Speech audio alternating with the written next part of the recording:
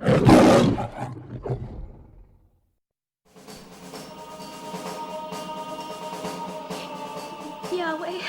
Yahweh our Father, I thank you for the blessing you have bestowed upon us, and ask you for your guidance and deliverance in our hour of need.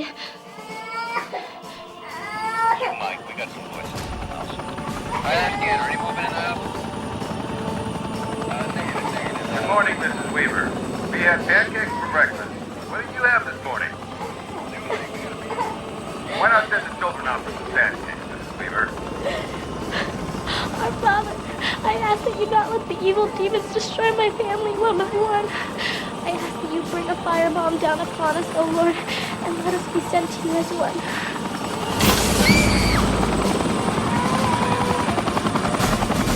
Come back, get them the hell out of here. Vicky! Vicky? Just want to end this thing, Vicky. Go away! Leave us alone! Vicky, why don't you let us give you some fix to the baby? Go away, bastard! Randall, I'd like to know we're taking care of you, though. This bad night. Andy. Why don't you get it over with? Let me know if this is Andy. over the next few days. I hope to demonstrate to you, Mrs. Weaver, and to Kevin, despite all that's happened, everything is being done to ensure this situation ends without further violence.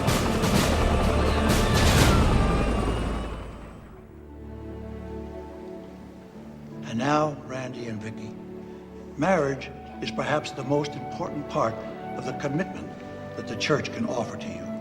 As did your parents, Ralph and Irma, before you, it now falls on the family that you form today to build a new Jerusalem, not in historic Palestine, but here in our new world. As the gospel teaches, each of us should be dedicated to building the kingdom of God here. And if you do this work, then you are the true child of the true Israel.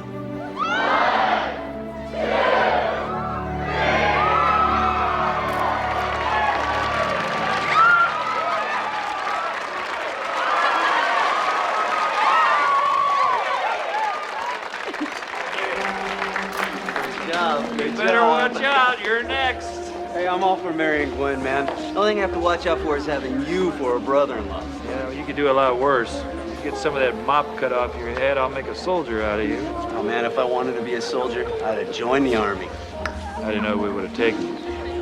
The war on. We're taking anyone. Not in the Green Beret, we weren't. Hey, sister, how about a dance, huh? Sister-in-law, in that case. Yeah, we're legal now. I know I'm not family yet, but would you please? Why not? Then I can tell you why it's important to seize the day. I want to see my Gwen at her wedding. It's a very happy day for me, sweetheart. Bet you thought it'd never happen, huh? Not at all. But I have to admit, you never were very excited about the courting game. No, I wasn't, because I was the marrying kind. Guess I always was. I was just waiting around for the right man so I could raise my own family. Now I just want to be at peace with the world and with God. May he grant you that. I love you. I love you too. You look beautiful.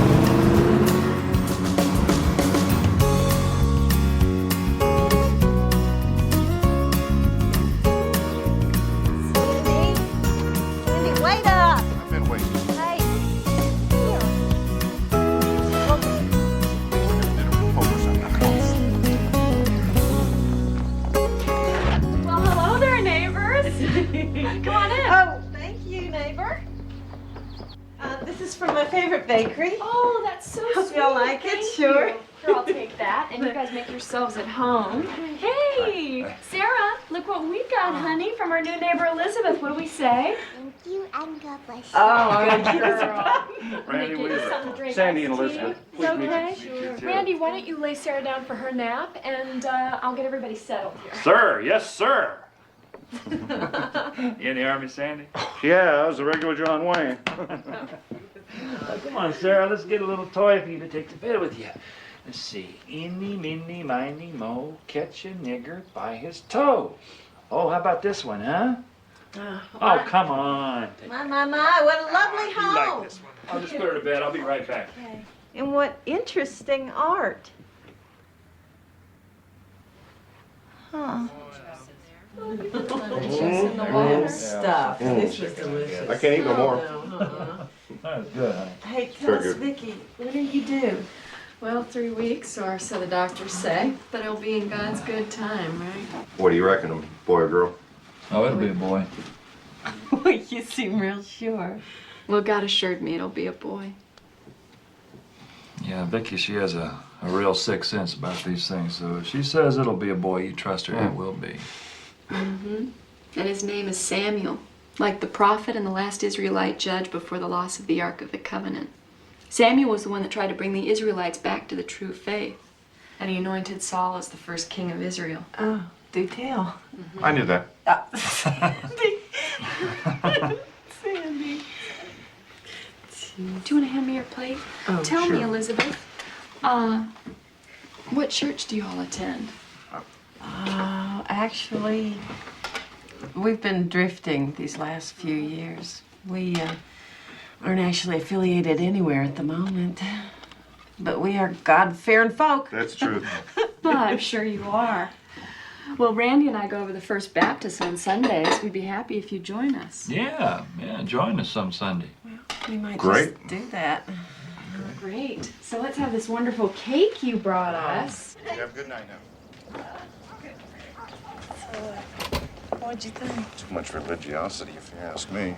It's easy enough to understand a young couple trying to raise a family in tough times in a rough world. Little faith keeps them afloat. I'll loosen her up. You just watch. You'll wind up at none yourself. Oh, Sandy. Come Get on. inside. Praise the Lord. You're so silly. What did you say to her when you were having it?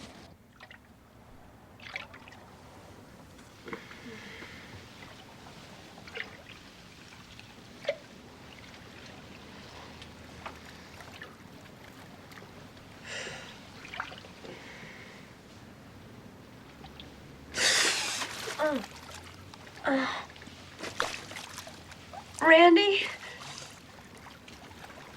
What is it, honey? Honey, I think it's Samuel's time. Come on.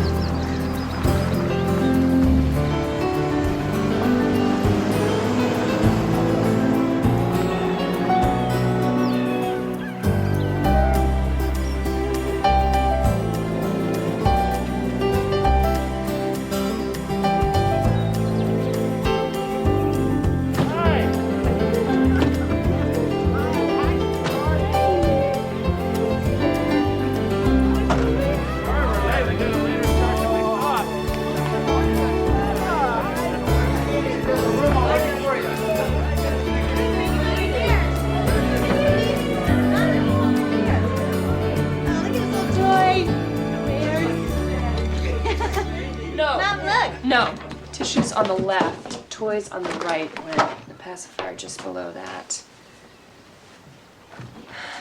You want to get down? Keep right here. What's your head? Oh, you're not. Beast, okay, the mark of the beast, everything. You go into a store to buy something, and you're not gonna need money anymore. You're just gonna need a mark. You know, it's gonna be right here on your forehead. We're all looking at each other with 666 on our forehead. I mean, yeah, Yeah, this government is rotten, okay? And when it collapses, if there's paper money, it's not gonna be worth nothing. So you really think the end is nigh? Yeah, we think that. No, that's what people always say, but everything seems to always work out. I mean, doesn't it? No.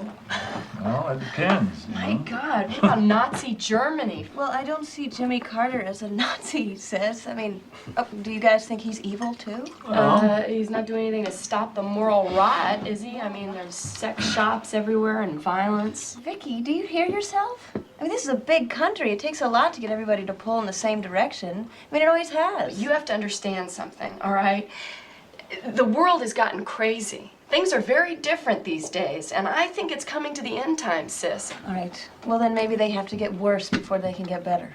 Well, you can say that because you don't have kids, because if you did, you'd think differently. Well, I don't know. I mean, the way Lauren and I see it, change is good. You know, you just roll with the punches. You know what you should do? You should read Hal Lindsey. Yeah, that guy, he knows what he's talking about. I've never heard of it. This is a book, great book. Oh, Dad, you would like this. Dad would like this The book. late, great planet Earth. Oh, I have heard of that. Oh, this girl in the office, she saw the movie. She said it was really weird. Really weird? Yeah. Well, she doesn't know what she's talking about. Hal Lindsey happens to be the most important prophet of our age. How we may be living in the last days of Earth. Good Lord, help us. This sounds like more doom and gloom from your dad's church. Irma, Mr. Lindsay is a Baptist. Okay, Mormons aren't the only ones who can see the writing on the wall. That's right. Vicky, I never heard you talk like this before. Where are you getting all these ideas from? I have been talking this way. Read your Bible, Mom. It's all in there. Wars, earthquakes, a one-world economy. Don't you ever think to look around and see what's happening to your country? Vicky, hey, it's okay. It's just us.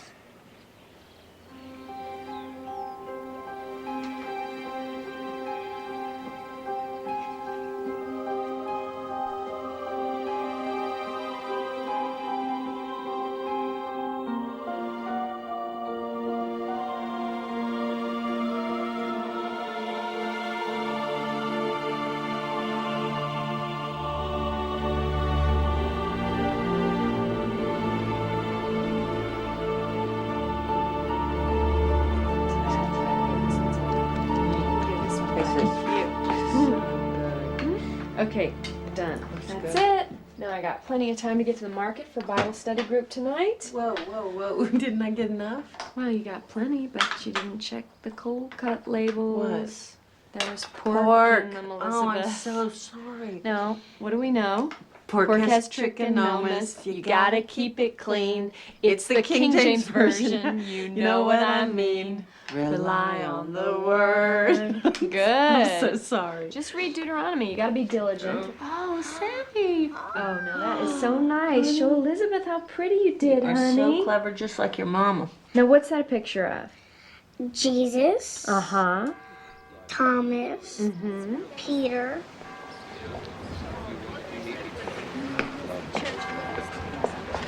Ah, Mrs. Weaver. How you doing? Nice to Randy? see you, Pastor. Wouldn't feel like Sunday if I didn't see you and your family in the congregation. It's impressive, especially given how far you've come to join us. I hope you found the service worthwhile, Mrs. Weaver. Oh, yes, we always do. Thank you. I do have a question, if I may, though. No, by all means, Mrs. Weaver. Well, you know, I picked this up before services. It seems it's an invitation to church Halloween party. Isn't Halloween a relic of heathen myth, Pastor? Oh, surely it's nothing more than a harmless diversion for our children, Mrs. Weaver. No, but that's the question. Is it harmless? You know, Weaver and I sometimes worry we all get a little too interested in the word of man instead of the word of our Lord. Well, isn't dressing up like devils and ghosts a transgression against Deuteronomy 18, verse 11? Necromancy is an abomination unto the Lord. Well, perhaps in a narrow interpretation. That seems like a small accommodation to the reality of daily life in America. Could be. I don't know if the Lord intends for us Americans to accommodate. Surely he shows us the way, and those who fail to follow his path are damned eternally. Well, you raised some interesting points, Mrs. Weaver. Well, I'd be glad to discuss them with you at another time. Oh. Perhaps some other time. Ah, Robert. Jane. Thank you, Pastor. Enjoy the service. How are you? Mr. Bean. Good to see you. I'll tell you, Weaver. I don't feel comfortable in a church where we know the book better than the pastor. He just doesn't seem to get it, does he, Mama? No, he doesn't. Glad to see you. Samuel, Sarah, you be careful. We're in enemy territory now. Look alive, look sharp. What do you see? What do you see? Enemy! Charge! Go, charge! Come on, Do you always fill in their head with killing and war? I'm just training them for the real world. Well, you know, if you teach them war, you're gonna get war, Randy. What is this?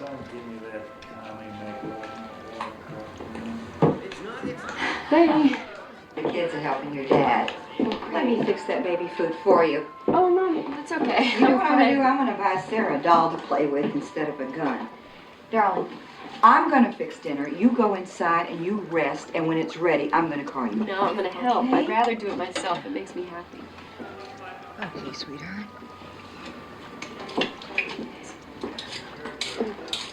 You know, sometimes it feels like you're cutting us out of things. Even something as simple as making Rachel's baby food. It's like you don't trust me. It's like we're not good enough. Mother, I never meant it to seem like that. You know how much I love Dad and you.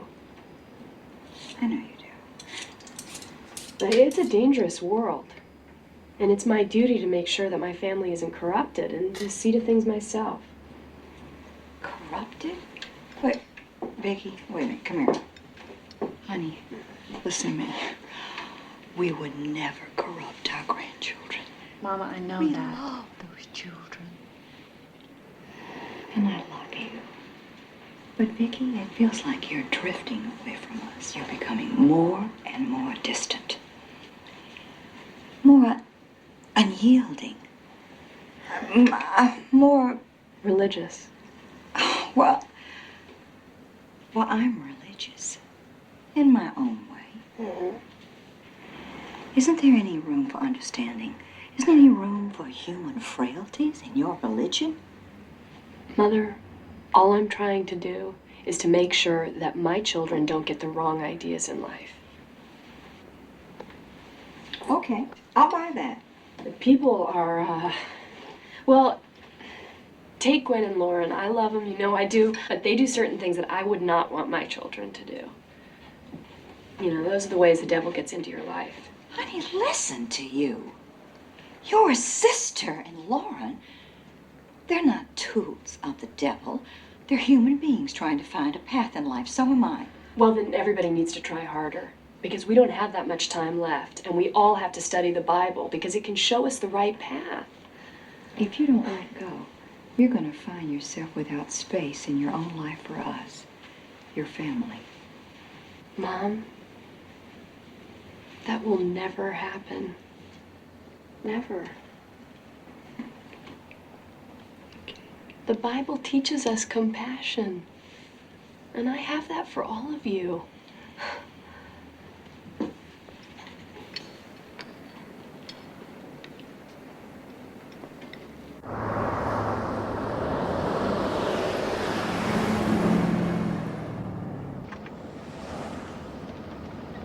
What's that thing with your mother? You seem kind of upset. Yeah, well, I guess she was. I just get so frustrated when nobody gets it. Nobody seems to get it, Weaver. They don't see the truth.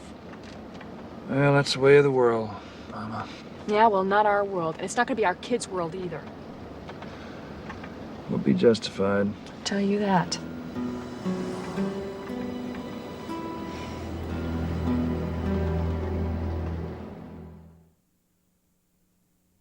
And prepare for thyself and all thy company, and be thou a guard unto them.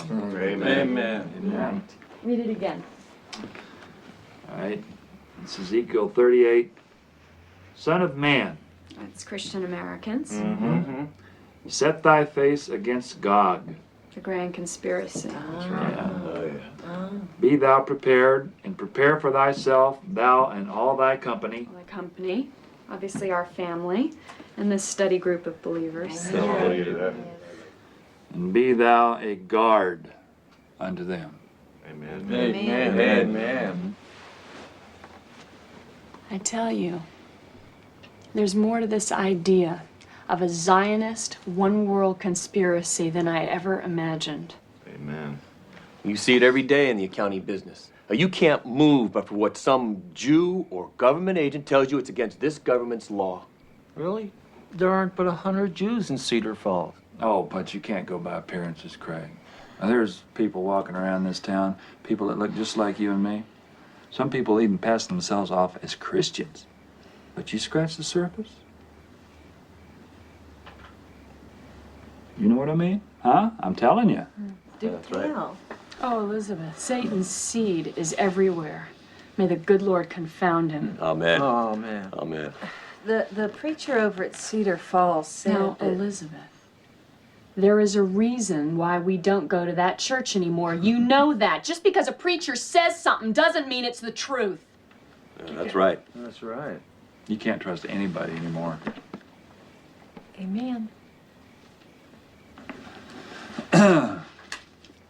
In the latter days, Here thou we go. shalt come to a land that is brought back from the sword. Well, American West. Right. Amen. Right? It's gotta We be. want it back from the Indians by the sword. Many people will gather against the mountains Rockies, of Israel United States, that have always been waste. Montana, or... Idaho,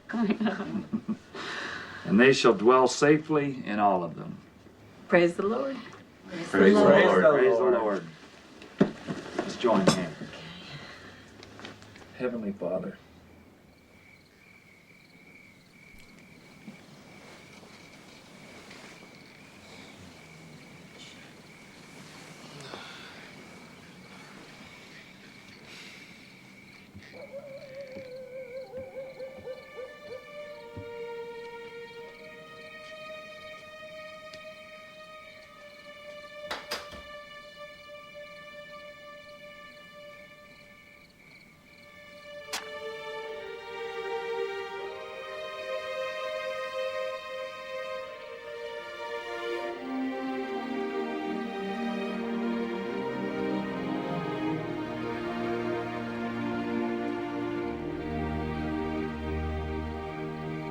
And all thy company thou shalt gather to you, and thou shalt dwell safely in the mountains.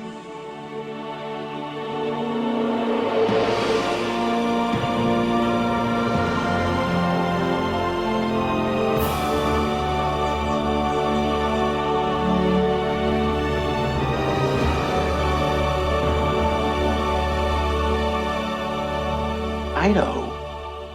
Well, where in Idaho, son? You don't even know where you're going to live. Well, God showed us what our land's gonna look like, and we just gotta find it, and we'll do the rest. The rest? You guys are gonna go and build a house? Yeah. Sure, of course. No disrespect to you and Randy, sweetheart, but, I mean, building a house from scratch, that's a big undertaking. I mean, you got to think about electricity, you got to think about septic tanks, and now, Randy, you got to have a safe water supply. We know. you know, the children of Israel, they did it. And Yeah. everything we need to know is right there in the Bible. It's just going to be great. Vicky, please don't do this. I mean, if you don't care about yourselves, then think about the children. Oh, that's the whole point why we're doing it. It's because of the kids. Gwen, I know you love me, and I really appreciate your concern, but this is going to be incredible. You're going to have to come out and see us next summer. It's so beautiful out there. I mean, God has given this vision to Vicky, and we're following it, and it's what he wants us to do. And God says you go, you go. Careful. Careful. See you, Randy. Love you. Love you. Bye. Take care of our girl, Randy.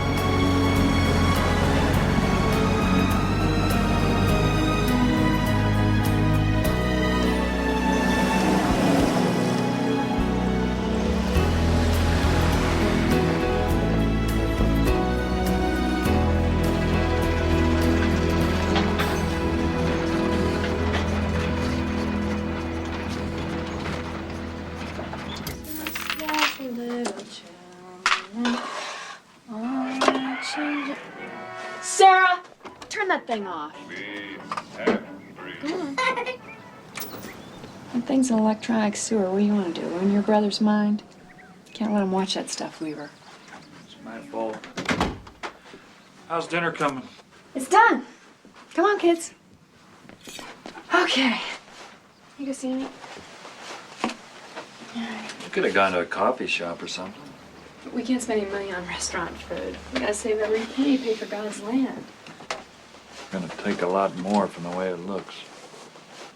Well, you sound discouraged. Come on, we'll find it. How? We've been on the road for more than a week. It's gonna take a lot more money than we got to buy land out here.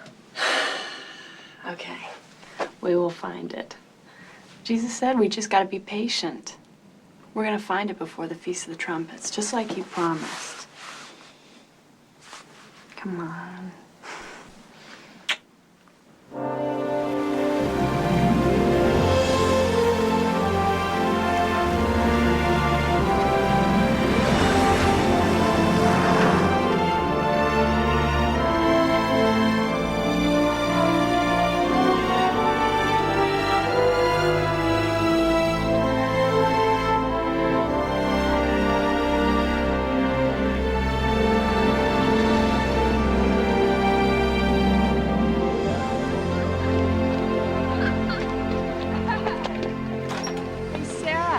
Inside, honey. She sure is happy enough. Well, she's smart enough to recognize God's country. It looks like we've seen every piece of property we can afford. No, we will find our land by the Feast of Trumpets. The Feast of Trumpets? Can't say I know that one. Oh, it's Leviticus 25, verse 9. And thou shalt cause the trumpets of the Jubilee to sound on the 10th day of the 7th month, and ye shall proclaim liberty throughout all the land. Oh, wow, trained in the Bible. Great. How nice. Come here, boy. We try to live as God shows us. Well, you'll find a lot of religious folks up this way. It looks like we came to the right place. Now it's your job to find us some land. Oh, we're working on it. My wife, she has this vision, you see. Oh, we don't have to share that. Well, I think these folks might appreciate hearing this, Mama. See, it's a vision of a cabin on a high ridge, and we believe that Yahweh is leading us to that ridge. Yahweh is Hebrew for God. You, Hebrew? Hell no, we're not Hebrew. No, we study the Old Testament's teachings. Yeah. You know, what about that section above Ruby Creek? Ruby Creek, where is that? Well, it's not far from here. No, just a little further north. It's right here. We call this section Ruby Ridge. Okay, now, wait. Is this where we turn? Yeah, I think so. Yeah, well, there's a bridge, yeah. Okay. All right, here we go.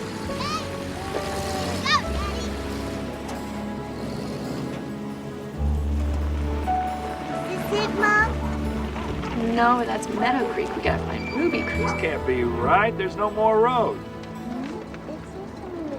I know. See, we're going right here. Can I help you? Oh, hey!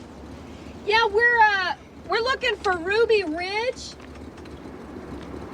Ruby Ridge? Never heard of it. Heard of it. You mean Ruby Creek? Well, the realtors, they said Ruby Ridge. Yeah, they gave us a map here, and it looks like it should be Could right be around Ruby here. Creek, I don't know. You're supposed to be. Well, never heard it called that before, but I think it means the ridge up this logging road off to the right there. Where's that logging road? It's through the meadow here. Oh. I'm pretty sure that land's for sale. Thinking of buying? We're thinking about it. You want some neighbors? Well, we got kids about the same age as yours. Oh, great. I'm Randy. Randy Weaver. Roy Marks. Nice to meet you. This is Vicky. Hi. This is Sammy, Sarah, and that's little Rachel. Well, tell you what you do. You go through the meadow and take the road. It'll go up and snake around to the right till you come to this rock slide. Can't go any further. You park there, and there's a footpath to the right of the rock slide. It'll lead down up to the ridge. All right. Great. Well, thanks a lot. Thanks. Bye.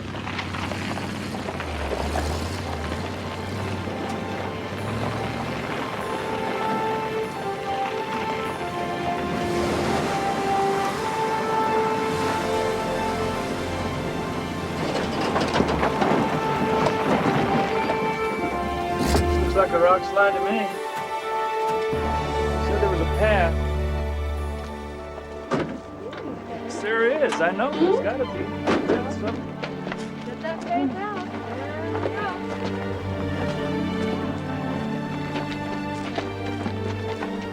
Ruby Ridge! Ruby Ridge! Mama, this is perfect.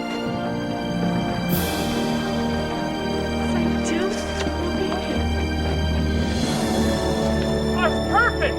The house can go right here on timbers, you know. And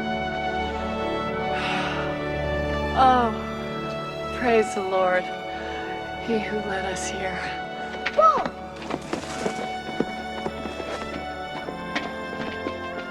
this is a natural fortification. This has got to be the safest place in the world. Just us and the kids. Bang! Boom!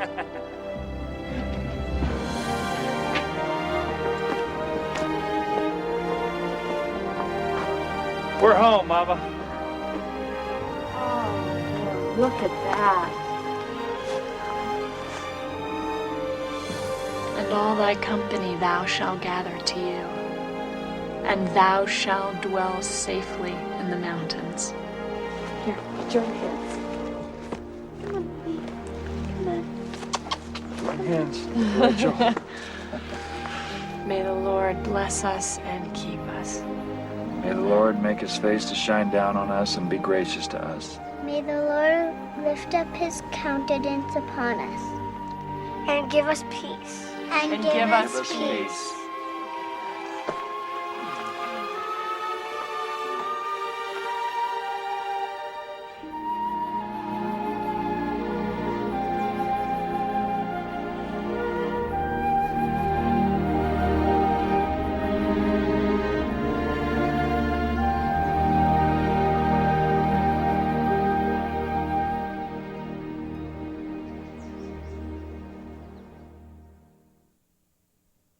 Doing a good job now.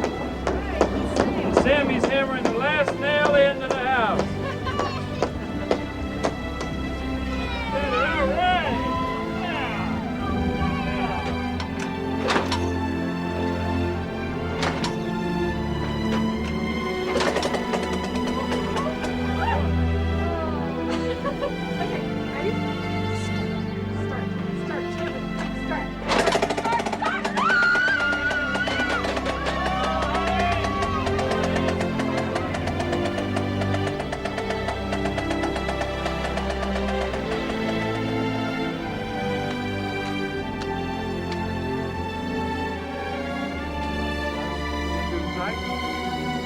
Fire. Ready? 1, 2,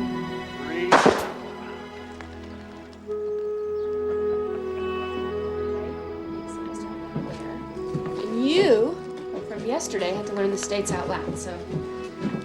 Washington, California, Oregon, Wyoming, New Mexico, Nevada, Texas, Oklahoma, New York, Idaho, Mississippi.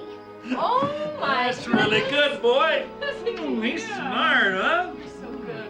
Who needs those public schools? That's right. What are you doing, Sarah?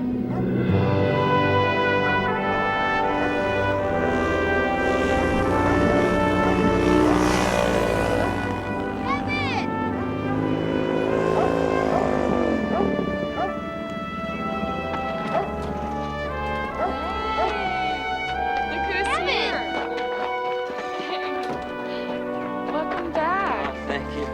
Hey. How you doing, Kevin? Hey. How are you, man? Yeah, Kevin, this is Ralph, Irma, Vicky's parents. It's Kevin Harris. How are you? Hello. Pleased to meet you. Yeah, Kevin came to live with us when you were, what were you, about 15 years old? Yeah, he's just drifting, and he's been a part of the family ever since. What have you been doing? Oh, picking apples over in Washington. It's been a while.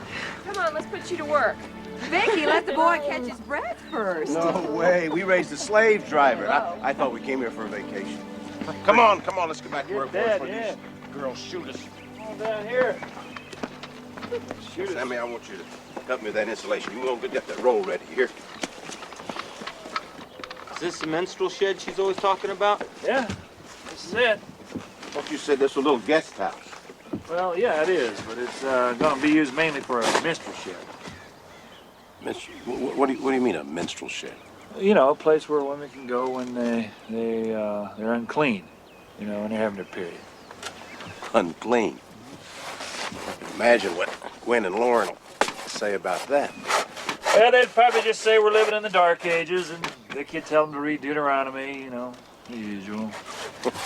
Dad, what's a period? Well, a period is, well, it's a mark that God has put on women. Men don't have to worry about it too much, as long as we stay away from those moods it brings, huh?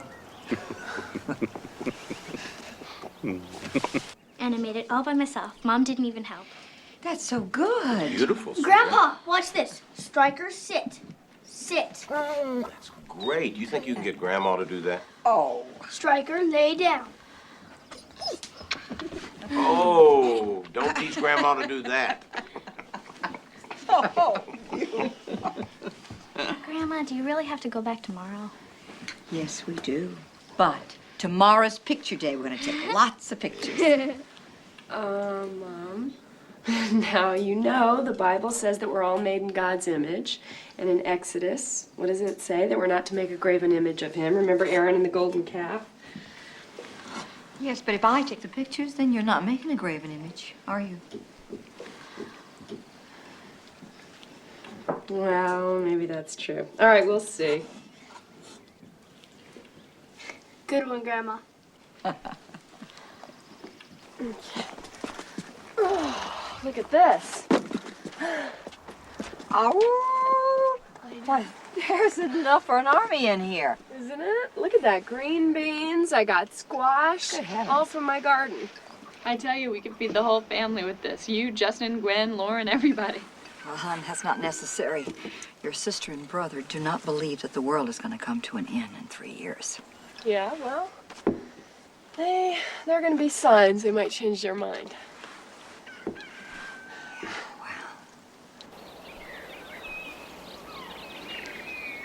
Well, I got to hand it to you, Randy. You did it. When you left Iowa, I never thought you'd be able to pull it off. This is a great place to bring up those kids. We're going to build us a real house up here, Ralph. You'll see.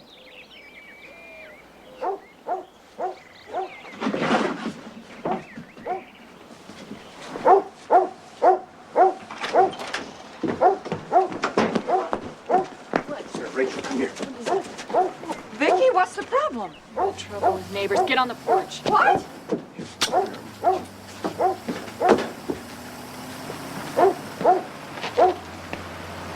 It's okay, Ma. It's only Tony. It's only Tony. Hey!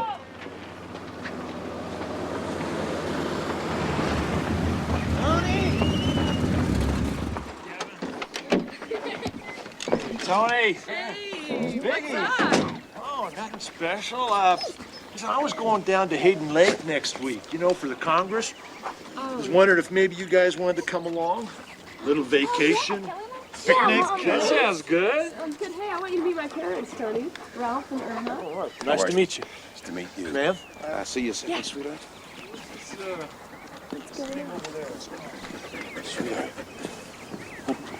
what in the world was all that about? Oh, what, Dad? The guns, the running, the drill. Dad, we gotta protect ourselves around here. Against what, baby? Against who? Everybody. Come on. Tony, you want something to eat? Yeah, always. Let's get this boy some food. Okay.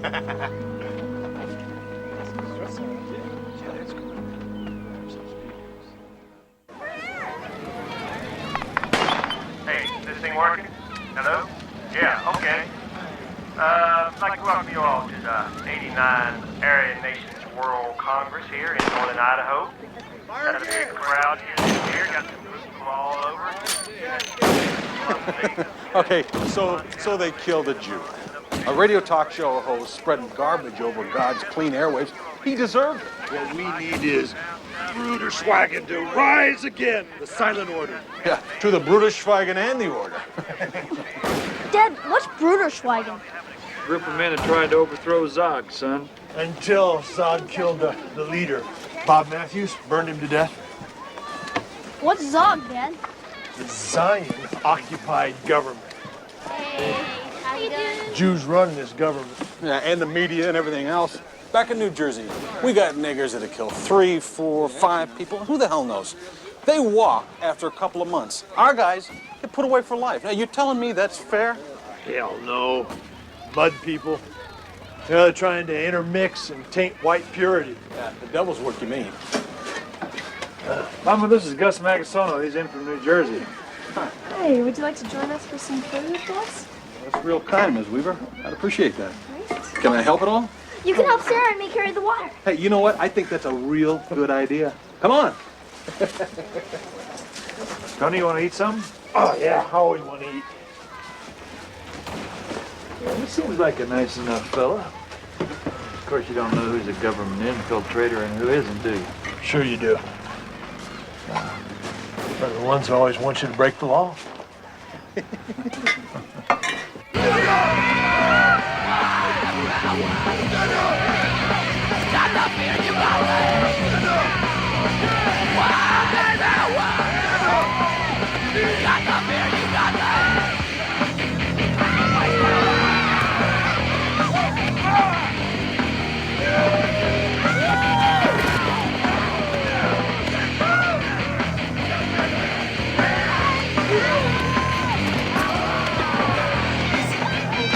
I like it! I cannot dodge! Rather fight on my knees. The more we stand up, the tighter they squeeze. Stand up! Why power? Randy, I'll tell you, this is God's country. Yeah, it's peaceful up here. Yeah, and if you ask me, time's running out for people like us. That's the damn truth. Me and my family, though, we're gonna be safe when the last days come, I guarantee you that. All set up, are you? Food, water, ordnance? That's right. Into guns? Well, a man has to be nowadays. Tell me about it. That's my trade. Guns? Mm-hmm. Really? Mm-hmm.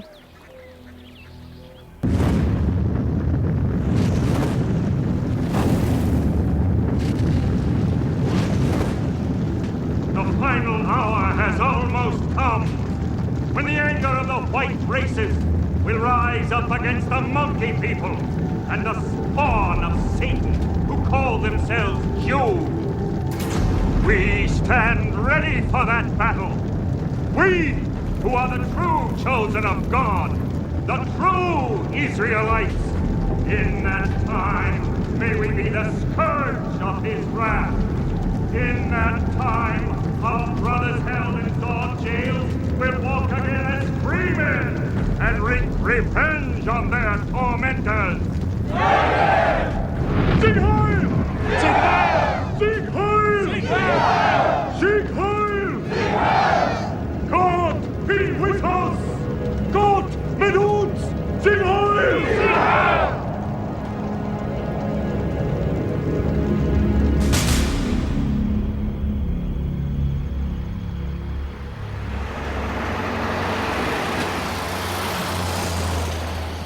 Did you enjoy yourself?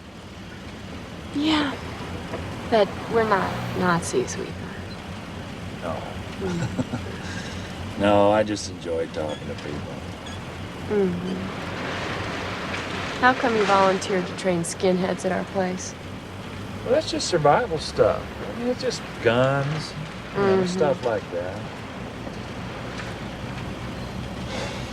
I can let it go if you want. You know, I'd rather you did. Who was that biker you were talking to? Gus? Oh, we may do some business together. What kind of business? Oh, you know, sawed-off shotgun. Oh, He sells them to people back east who are afraid of the niggers. Weaver, Well, honey, be careful, honey. I gotta do something. You know, we're broke. I gotta put some food on the table somehow. I know, but Yahweh will provide. What's Yahweh gonna do? You know, send a deer up to the front door? Weaver. Well, Mama, come on. Now, we can't just spend a whole nother winter on nothing but canned vegetables. I mean, I got nothing left to sell. This truck, it barely runs. Just have a little faith. Well, I do. You know, we made a commitment to God when we moved up on this mountain to wait for the end. Okay, but I'm the one that's got to provide while we wait. He's gonna show us the way. Trust. Have a little faith.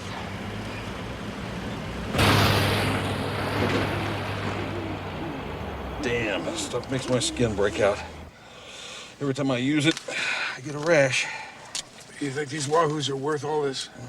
Vickers is making a lot of noise. Who's the second guy? Weaver, he mostly just tags along. He's a religious nut. Living up in the mountains waiting for Armageddon. Vickers is a dangerous one. He wants to form a new gang like the Order. Let's test this thing, huh? 1, 2, 3. Yeah. Good. Let's go.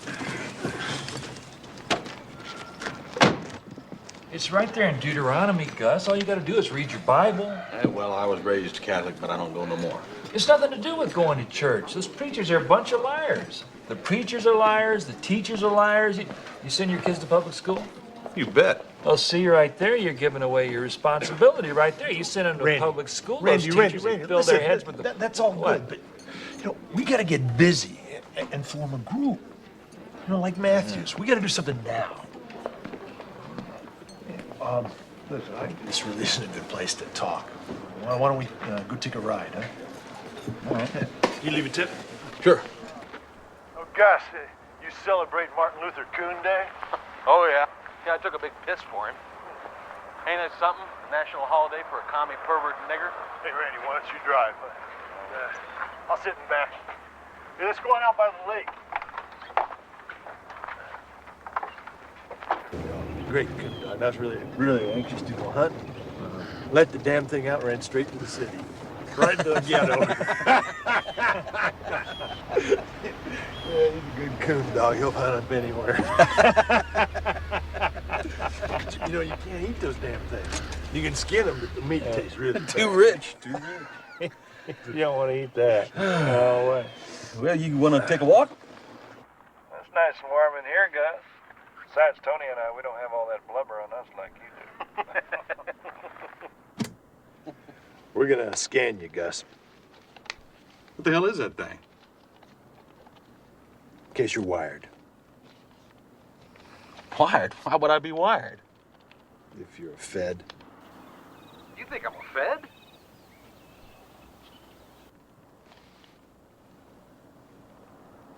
I didn't say that, Gus.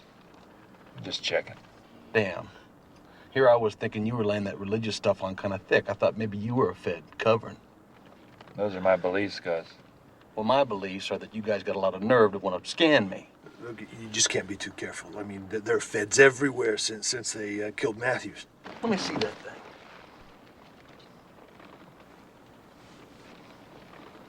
Hell, it's nothing but a stud finder. Yeah, well, you can find a hell of a lot more than just studs with one of those things. Yeah? Let's see how it works.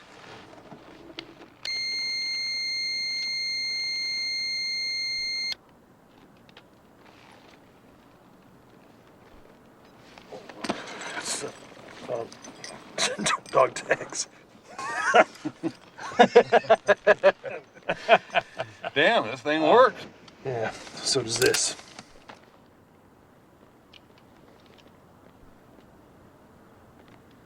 Where you from back east, Gus? New Jersey. Whereabouts? About 18 miles out of Philadelphia. What town? If I told you, you wouldn't know the difference, would you?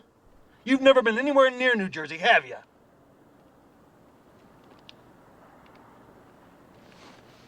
Got you there, Tony.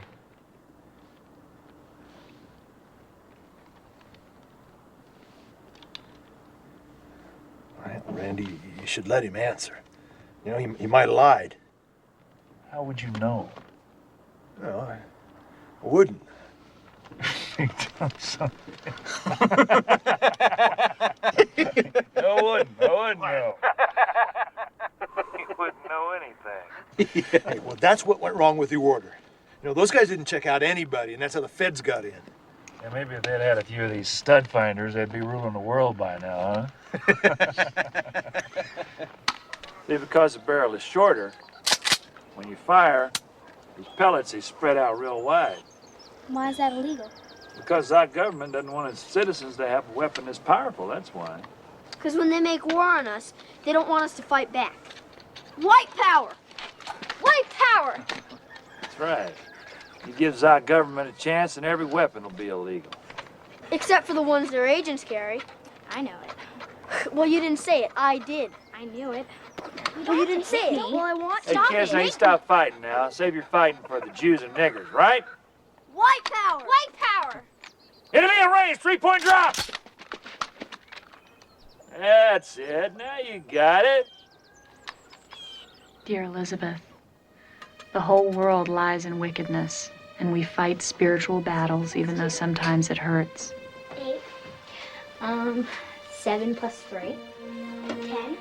We're all gold. It has to be tried and refined through fire. The Lord is really perfecting, or trying to perfect, patience in Randy and me right now. Because we're both really anxious to get busy and can't really yet. Remember, you are fighting the whole world. I just hope they go to some street gang.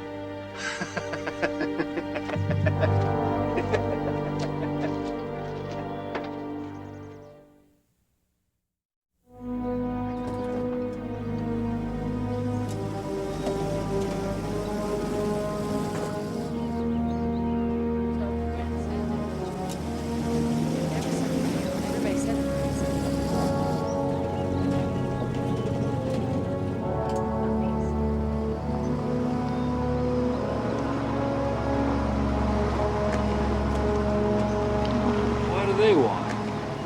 I don't know. He's upset. Yeah? You stole my pipe and tank. Oh. Stole? What are you talking about? You know exactly what I'm talking about. I had half a mile of poly pipe going down to the creek and a 200-gallon tank, and this morning, lo and behold, they're gone. That's got nothing to do with me, Roy. I don't know what you're talking about. Now get out of the way. You are the only one who could have stole it, Randy. Who else Stole even... it? Yeah, stole it. You calling me a thief? Yeah, I'm calling you a thief and I'm calling you a liar. You're calling me a thief and a liar? Now, who else would even know it was back there? Who else would be able to come down that road? Roy, I don't know how nothing dare about your you say that? or whatever the hell you're talking There about, is only Roy. Now, one person who could get to it, Randy. You. Eve, you don't know what the hell you're talking about. Oh, yeah? Tell that to Darren Woodward. Oh, Darren Woodward? That story's a lie. I've known Darren Woodward for years, and he don't lie. Now, if he says you stole money from him, then you stole it. we didn't steal nothing. No, now, you get out of the way. Then where'd you get the money to buy this spiffy new truck, huh? It's none of your business where I got the money. It ain't Get none of out my of the way. business. Get out of the way. And tank off. Get out of the way, Eve. Better get out. Get out of the way. You get your bitch wife out of the way right now. I'm going to run her over right now. Get out of the way. Get out of the way. Get out of the way. You can't Get out. We're coming out of the way. It's not right, Randy. Shut it. You can't go stealing from people. Don't send your kids down here anymore. They're not welcome.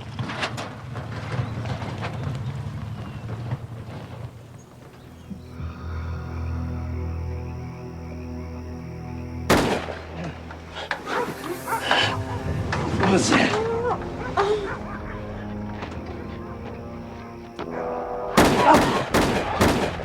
What? What's happening? I don't know. Get the kids and stay down.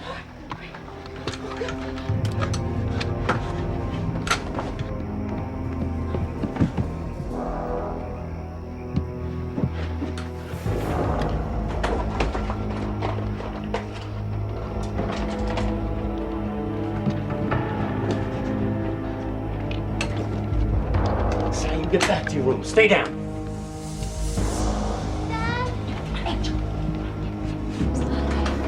Don't go out there.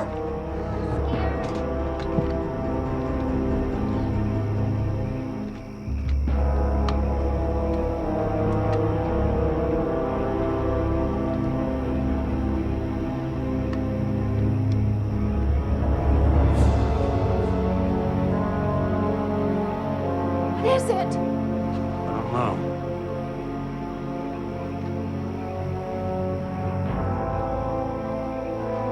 Kids, you going back to your rooms. It's all right. Candace, take them back to dinner.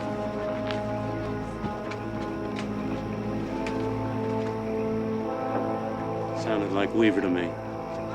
I think this is his way of getting at us for what we said to him today. Come on, let's get back to bed. He ain't gonna ruin my night. Eve, honey, come on.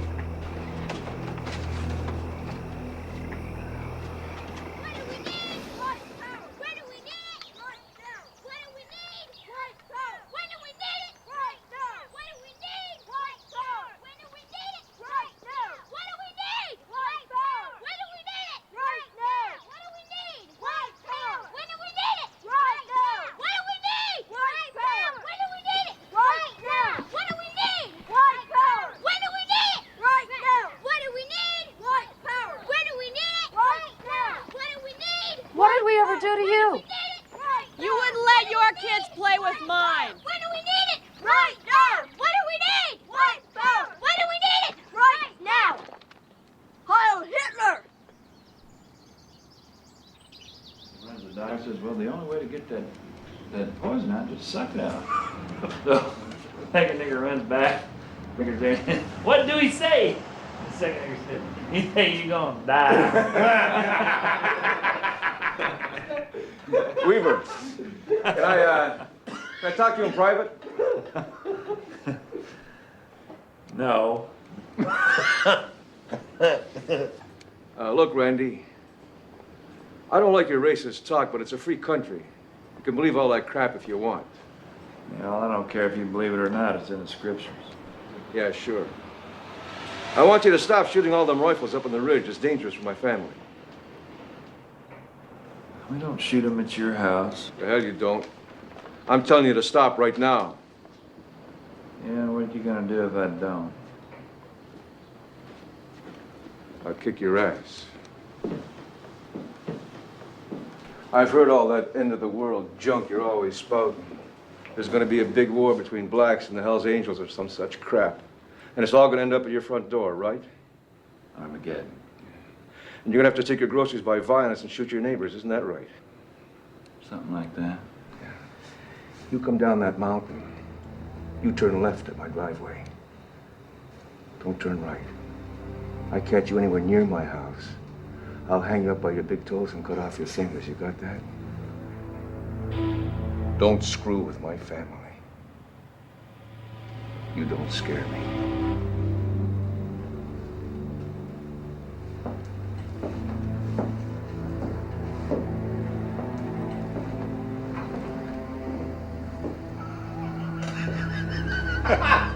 I'm glad I had this hat on. I think that Indian wanted to scalp me right here in this barber's chair. You just sure got him riled up. You're just an Indian. What do you expect?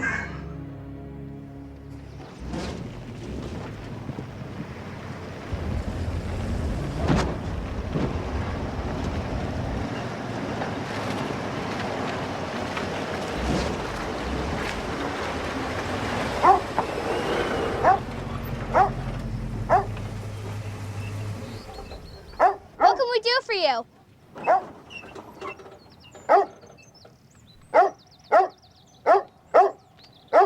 Quiet, Striker.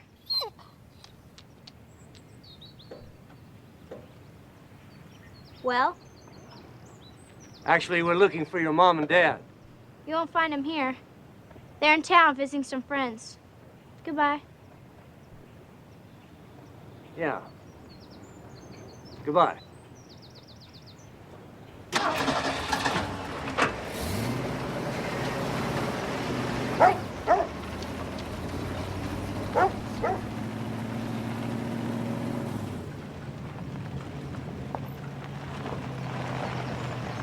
That girl's hardly in her teens.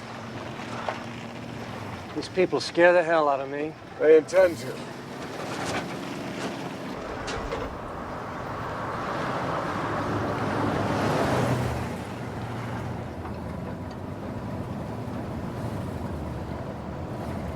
That's his truck back in that driveway.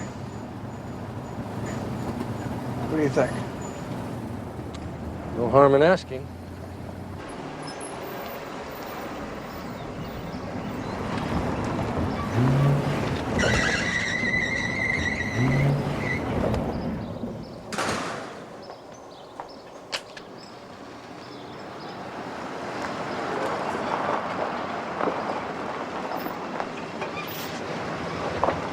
Howdy. Maybe you can help us. We're looking for Randy Weaver. Hey, Randy! There's a couple of county mounties out here asking for you.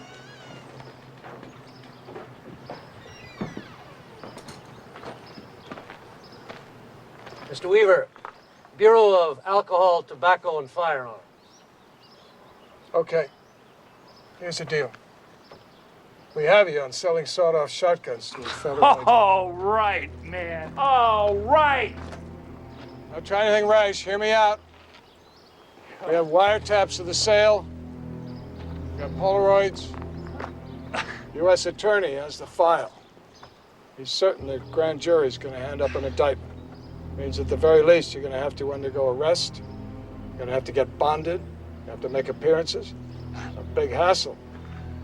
Very expensive. So we want to give you a chance to help yourself. We'd like you to work with us on some of the problems we're trying to deal with up here. Aryan nations worry us, Randy. We've already spawned at least 2 groups. Killed a dozen people. Used explosives against civilian targets. Taken more than $2 million in armed robberies. Ain't Aryan nations. Uh-huh. I guess you just couldn't find any other way to hold your pants up, is that it?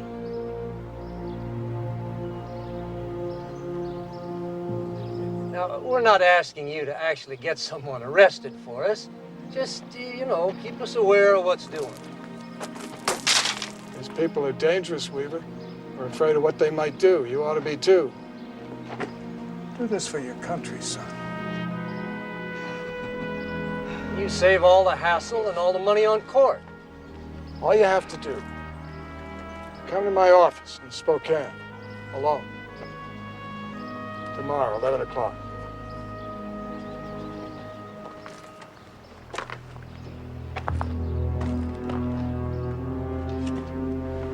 So we can talk.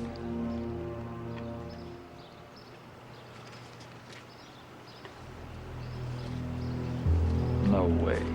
Oh, yes. That's the way we do things, Weaver. Ain't no snitch. Go to hell. Vicky! Come on out here. Zach wants to sign me up. What's happening? So, what do you think? Well, we played it right. It's a reasonable offer. He knows he committed a crime. They always come around in the end. Yahweh, Yahweh, Yahweh, our Creator. We ask that you show us what to do in the face of such oppression and deceit. Please show us the way, our Father. Amen. Amen. Amen. Amen.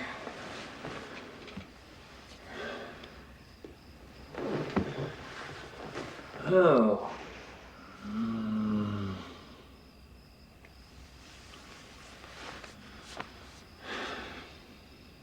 I'm gonna turn myself in. You're what? Weaver, you will not be a snitch for Zog. Not to be a snitch, to answer that gun charge. I don't want nothing to happen to the kids. Do you know what they're gonna do to you? They will arrest you, Randy. And then you know what they're gonna do to the kids? Huh? They'll confiscate our land and they'll put them in some AIDS-infested mental hospital. Or foster home. That's what they'll do. And that's what they'll do to me. They'll probably shoot me. Mama. That's right. That's what they'll do. And they'll get some government-paid informant who will take the stand, say whatever they want him to say. Gus the snitch. They'll railroad you through. That's what they'll do. And they'll come up here, they'll kick us off the land, they'll rip this whole place apart.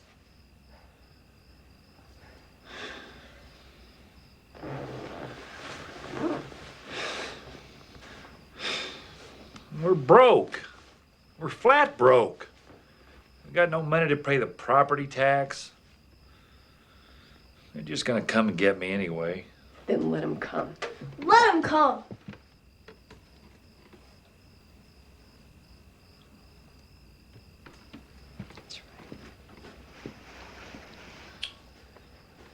Let's take a vote.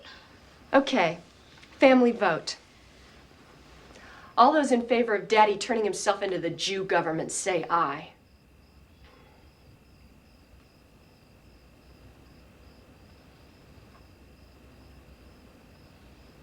That's right. This is a good group. Angel, get me a pen and paper.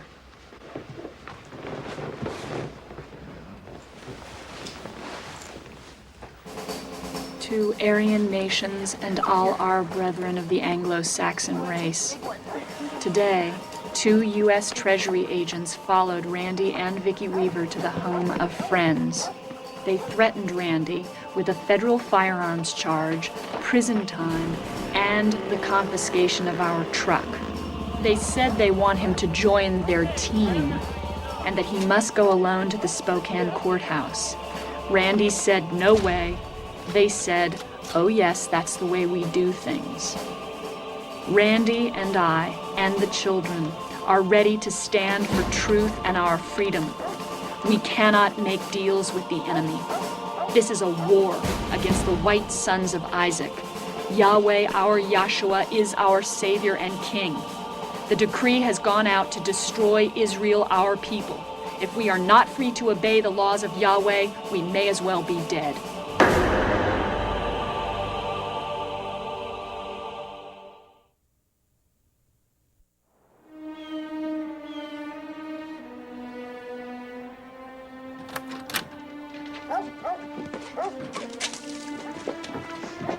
I don't think you should go down, Daddy. Well, don't worry. If they wanted to get me, they could have done it months ago. You're not gonna mess with God's people.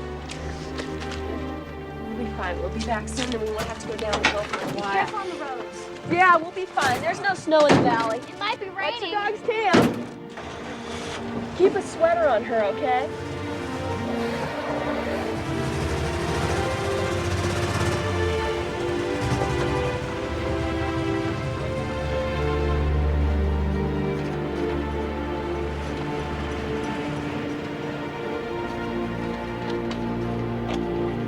Hello?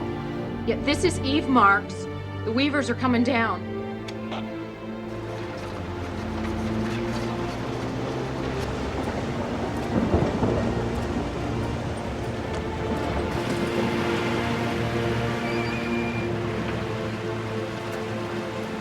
Trouble? The engine died. My boyfriend can't figure it out, and we're freezing. I think it might be the fuel pump, but I don't really know enough about it. Okay. What do you think?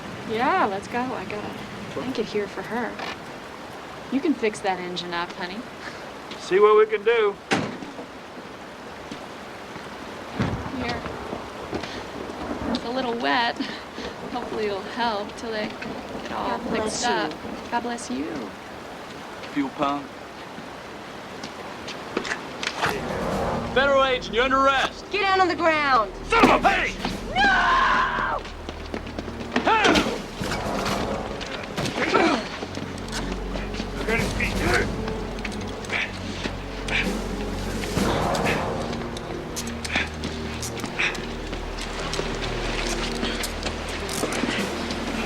What?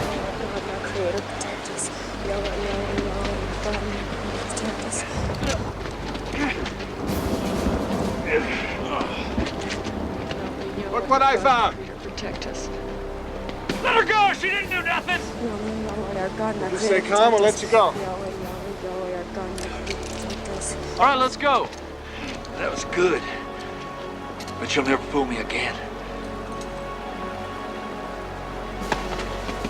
Let's go.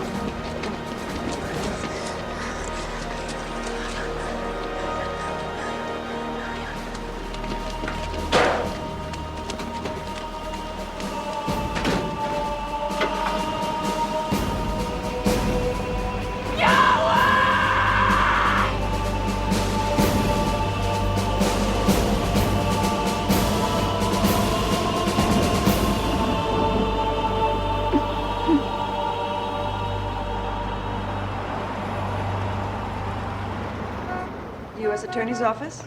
It's Bert Yeager, BATF, Spokane. Duncan here. What's up, Bert? I was hoping your secretary would say you were on the flight up here to Coeur d'Alene. We have Weaver's arraignment this morning. Yeah. My hands are full, Bert. Just let the law do its job. Well, I would. But we're dealing with a part-time magistrate here. If the government doesn't appear, this guy is likely to just let him walk. No, I'll come up for the trial. If there is one. If Weaver's bound over, I'm betting he won't appear. Guy lives on a mountaintop, whole family, armed to the teeth. These are separatists, Matthew. If we don't hold on to him now, who knows where it'll end? Has he got a lawyer? Not that I know of. Well, chances are you don't have the grounds to keep him in jail anyway. I trust your magistrate on this. Yeah, even if he is a part-timer. All right.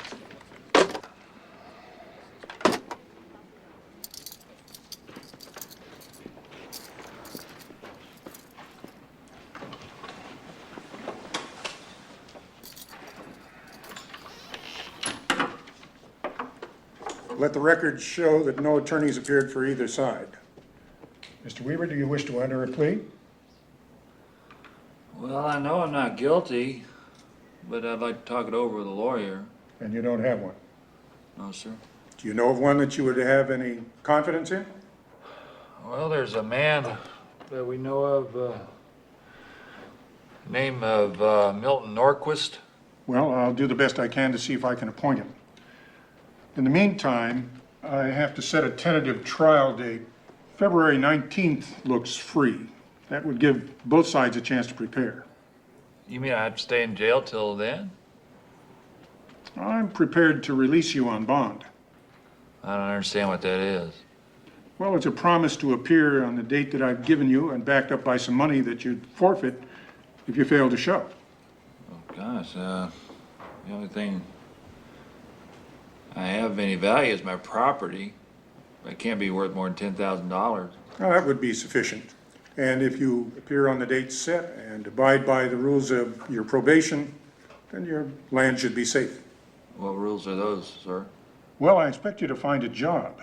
You'll have to restrict your travel to northern Idaho, and you'll have to give up all weapons, firearms, and explosives.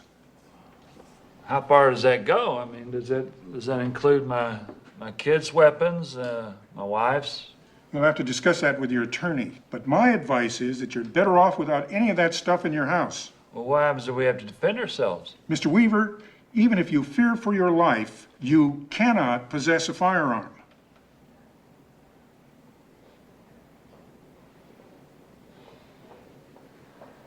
So if I do as you say and show up, then my property will be safe? Yes, although I believe that if you contest the case and lose, you'll be required to pay back the government for your legal costs.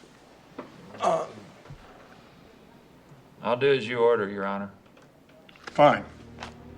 Look, I have to get more on this. Yes? Line 2, it's Bert Yeager, sir. Yeah, Bert, what is it now? The magistrate released him on bond, but he totally screwed up the explanation of what Weaver was up against. Ugh! You know what? It is so plain. It is so plain. They want to take our land, and they want to make us homeless. Yeah, well, screw them. That's right. He made it sound like Randy would lose his land if he was convicted, and he could even lose his land if he wasn't convicted. He gave him no reason to cooperate. Bert, try to understand. We're swamped in this office. We can't monitor every case in the Northwest. I know, but the way this went down, he'll never show. I show up for that trial, you know what's going to happen? I'm going to be out on the street. That's what's going to happen. No, you're not going to be out on the street. You're going to be with us, your family, and we're going to stay on that mountain, and we're not coming down for nothing. That's what's going to happen. But Bert, whatever happened, the law has to run its course now. Now, if he shows, my office will be there to prosecute. If he doesn't, then we issue a fugitive warrant. That's the way it works.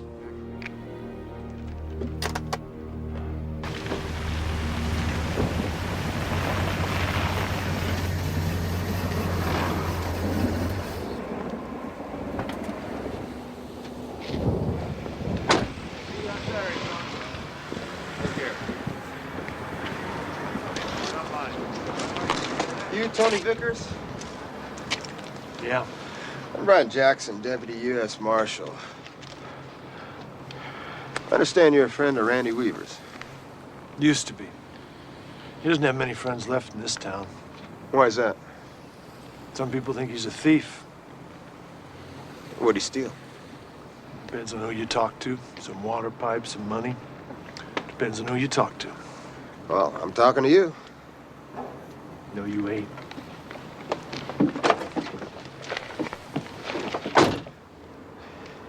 I got a fugitive warrant issued on him. See any reason why I shouldn't just walk up that mountain and arrest him? Whole family's armed and praying for Armageddon. You'd be the answer to their prayers. Can you help me figure out a way to do this without anyone getting hurt? Be worth $5,000 if you brought him in. I don't want your damn blood money, Marshal. I don't turn nobody in. Take it easy. Tell you what I might do.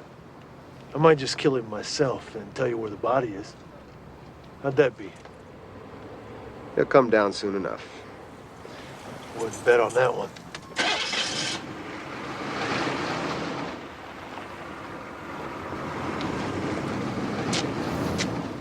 Patience, my friend. All it takes is patience.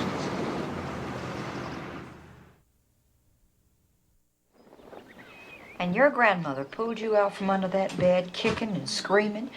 And she said, young lady, don't you ever say that again. And she shoved that bar of soap right down your throat, and you said, grandmother, you're not supposed to really do that.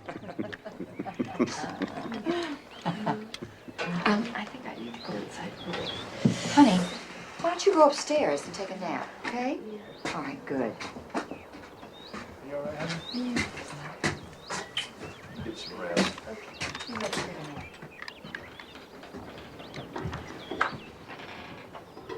I don't know what in the hell you were thinking about getting her pregnant.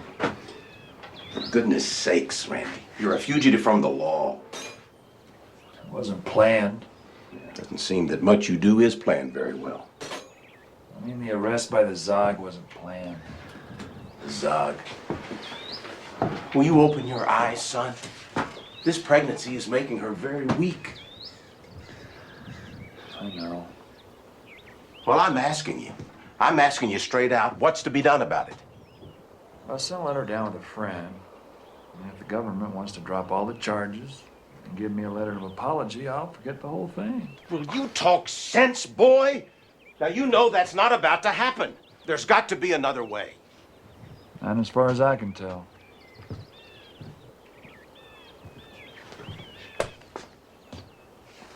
Oh, hell, Ralph. Nobody's gonna come up here on this ridge. We're safe up here. Hell, they're not even trying. I'm gonna get a beer. You get this thing working? Yeah, it's working. You wanna barbecue something? Have you seen this, Brian? Yeah, I've seen it. Well, just in case it didn't register real strong, let me read to you a couple of my favorite lines, huh? Like the headline. Federal marshals have fugitive under our nose. Federal agents are contemplating their next move in the case of Randy Weaver, a fugitive wanted on weapons charges, who's been hiding out on a remote mountaintop for more than a year. Just what are we waiting for, Brian? When are we going to make that next move we're contemplating, huh? Never? I haven't been waiting, Dean. You know that. I've talked with everyone. I've offered payments. I've sent word to them 20 times. All his friends say if I go on up there, somebody's gonna get hurt. He's a nut. Hell, Weaver's in a jail of his own making up there right now. And if he ever comes down, the neighbors are set to call. Pick him up. Look, Brian, that's just not good enough. We're looking like idiots because of this jerk and his kid. If we go charging in there, we could get those kids hurt. Look, I want a reconnaissance team up there. Special operations group, the best we have. I want a plan to bring this guy down and get him to trial. Could be dangerous. Oh, I know that. Look, I want no contact with Weaver or any of his kids until the surveillance is completed and the plan has been approved. Oh, and Brian, I'm not interested in seeing this guy on 60 Minutes, okay?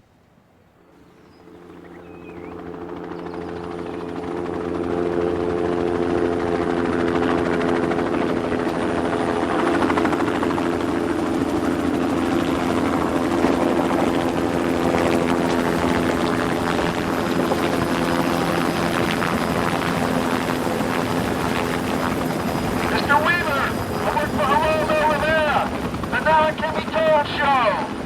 He'd like to have you on his television show. Geraldo Rivera's television show. You and your whole family on television. You can tell your story right from your cabin. Geraldo, get out of here! You filthy Geraldo! Go home, Leave us alone! Go to hell! The chopper! Here! You filthy Geraldo! You filthy Jew! Get out of here! We don't want to be on TV! I don't want you here! This is my land! Get out of here, Geraldo!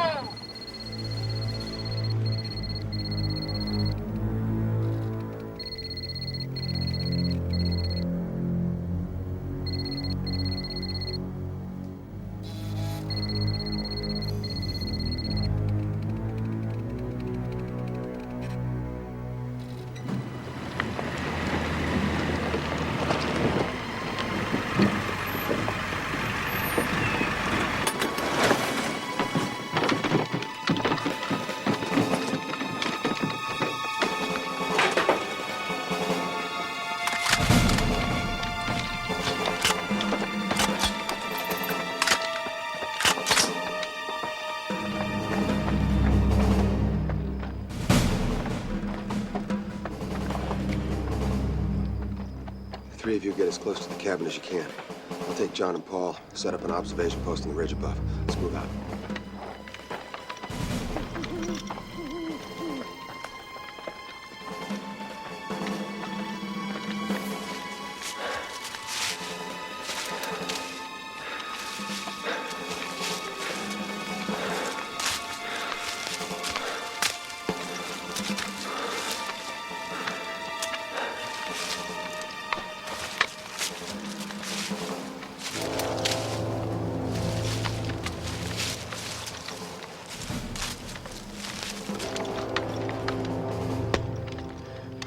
Jackson. Three of us are in position down below. Can you see anything from up on the ridge?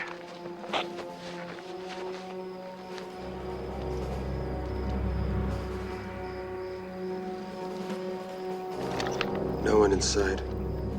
Still asleep, most likely. I'm gonna see what the dogs will respond to.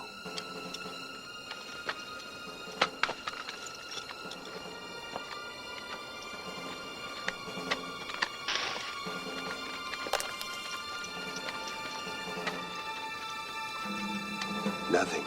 Okay, let's spread out and see what we can see.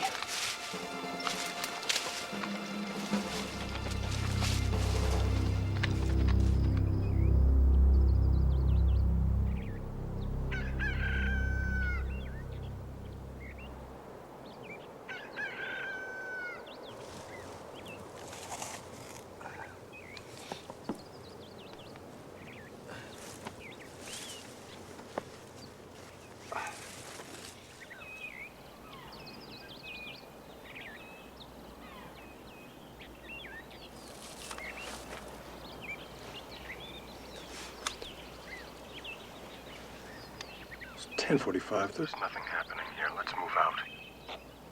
Roger that. We'll cover your exit.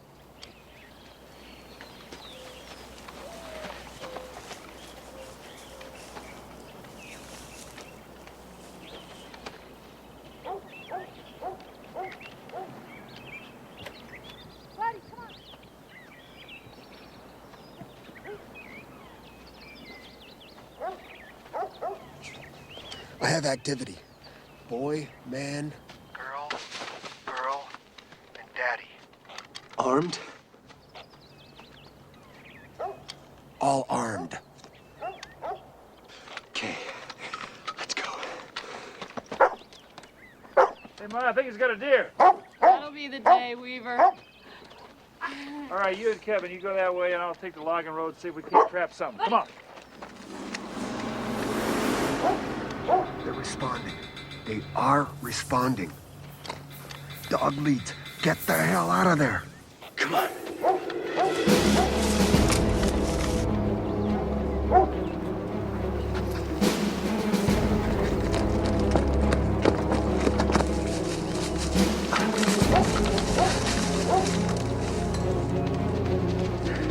Dog's coming.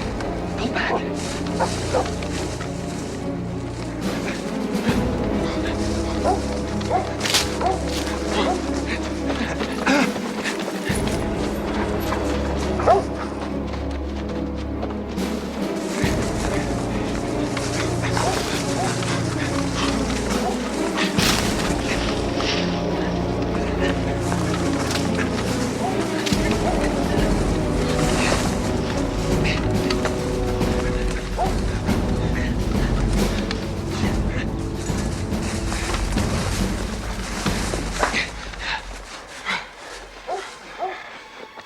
dog's on to us. All right, we gotta take out the dog.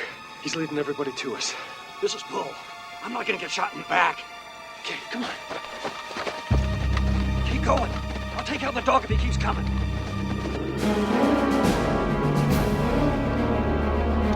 Get out of there. Get out.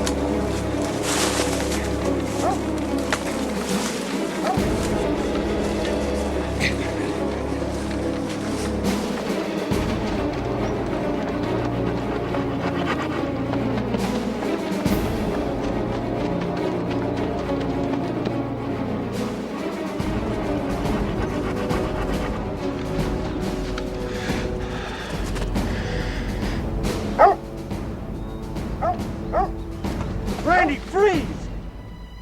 Screw you! Sammy! Kevin, get home! It's an ambush!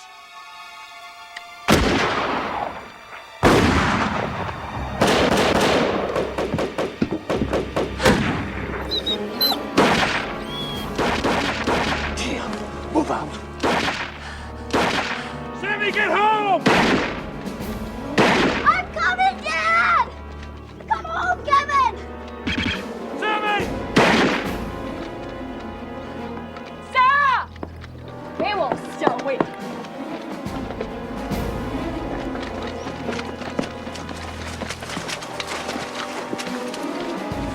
My God. What happened? I got Barnett. He's dead. Let's pull him back. Randy! What happened? Ambush! What? We ran into an ambush. What do you mean an ambush? What happened?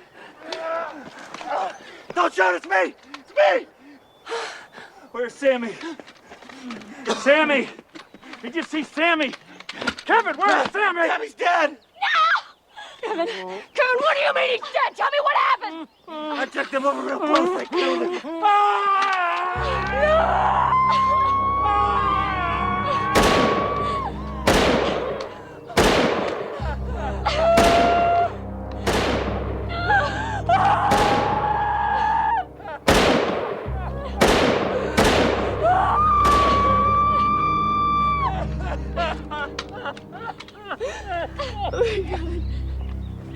Kevin, please. Tell me what happened. Me and Sammy was following Stryker. And he was just walking along. And we come out at the Y. And there was this man in the road.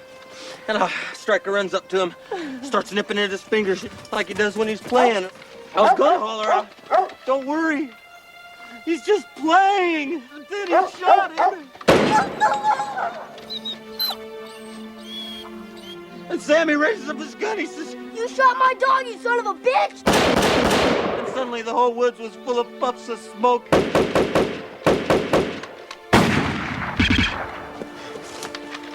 And I heard this person moaning in the woods. "Oh, I'm dead. I'm here." I know. And I heard Randy yelling, "Come home, come home."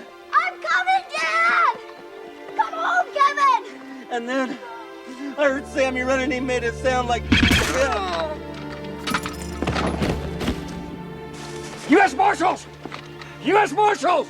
And that was the first time they said who they was. And this other fella, then he jumps on the road, and I fired up into the bush. You know, just to keep him away from me. And then I moved back into the woods. And I waited. And there was silence. Nothing. So I decided to run home.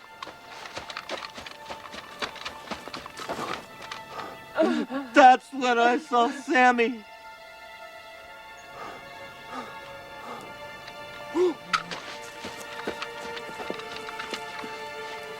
And so I jumped up on the road and I told him, "I just want to check on Sam."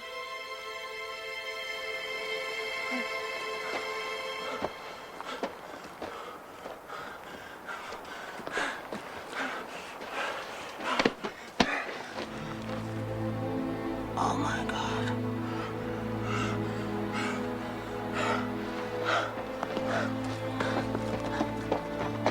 He was dead. No pulse, nothing. Oh, I left him lying there. Sorry, I left him lying there. No, baby. Oh, God. Oh, my baby. Oh, my baby.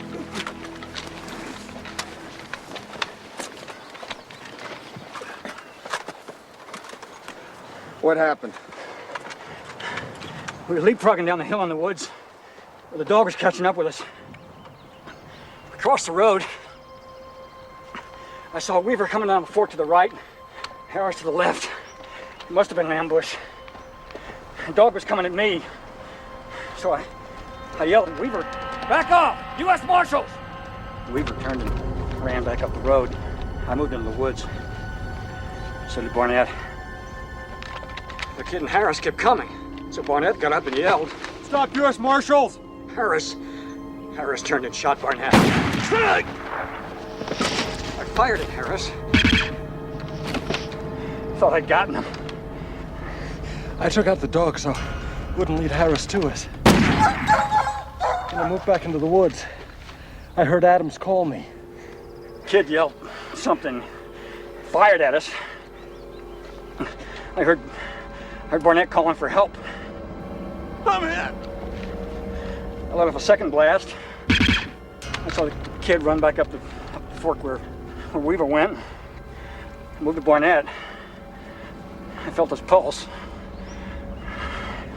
And it stopped.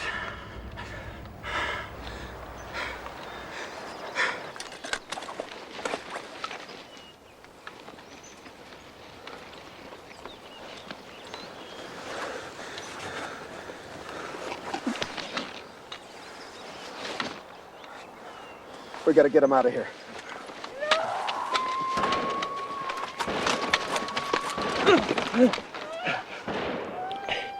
Let's move. We can't leave him here. We're still under fire. Somebody's got to go for backup. I'm staying here with Danny. I'm not going anywhere. I'm not leaving you guys either. You have to. Take John. No, John needs to stay here. He's our only medic. Paul, you come with me.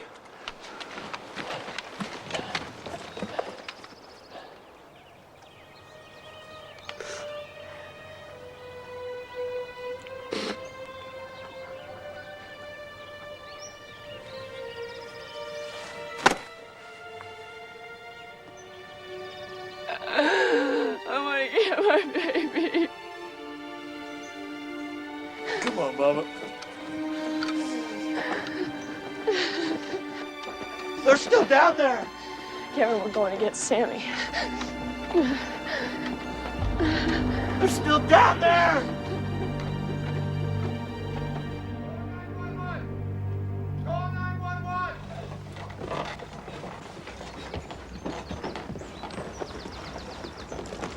Call 911. Get the sheriff. What happened? Just call 911. Go watch the road in case I get by the boys.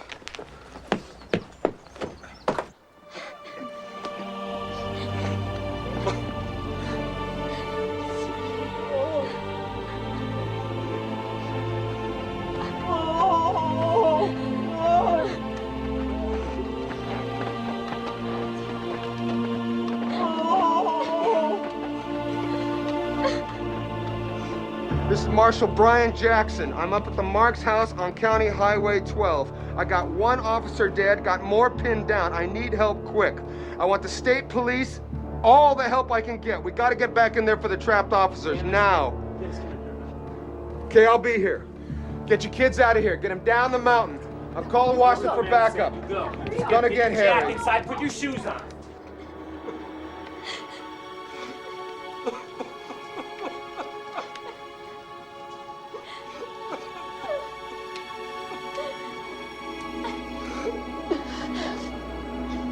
Yahweh, we offer you our only son. Please grant him perfect peace under the shelter of thy wing. Good angel.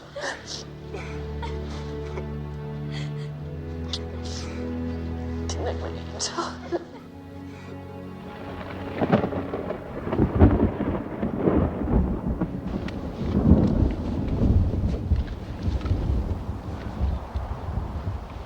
We gotta at least try to get him out of here. Weather's coming in on us. Come on, let's go.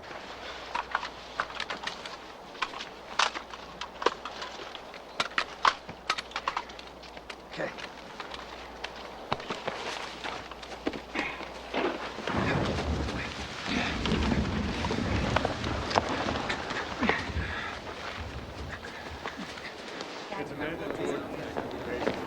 Richard Add with FBI Criminal Division. Hi, Richard. This is Earl Martins, who commands our hostage rescue team. Earl, this is Ross Jones of the Marshals Service. Yeah, good to see you again. Yeah. Look, based on the data that's coming in, this is the most dangerous group we've faced since the Whidbey Island shootout.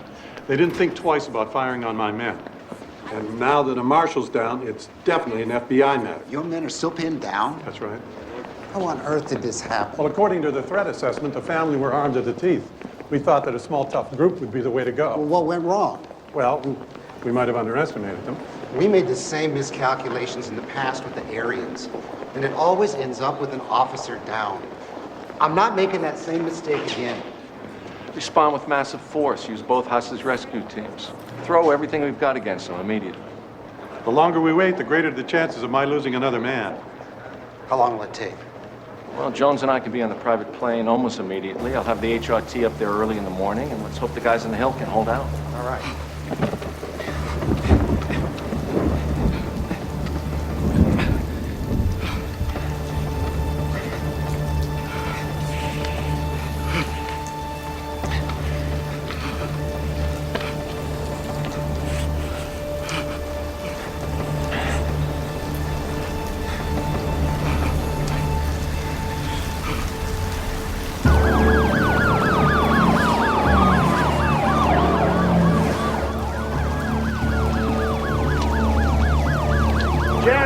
Here, take a look at this.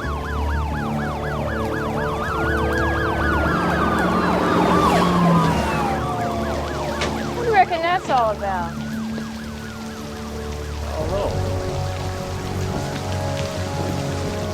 I think I'm gonna jump in the car and find out.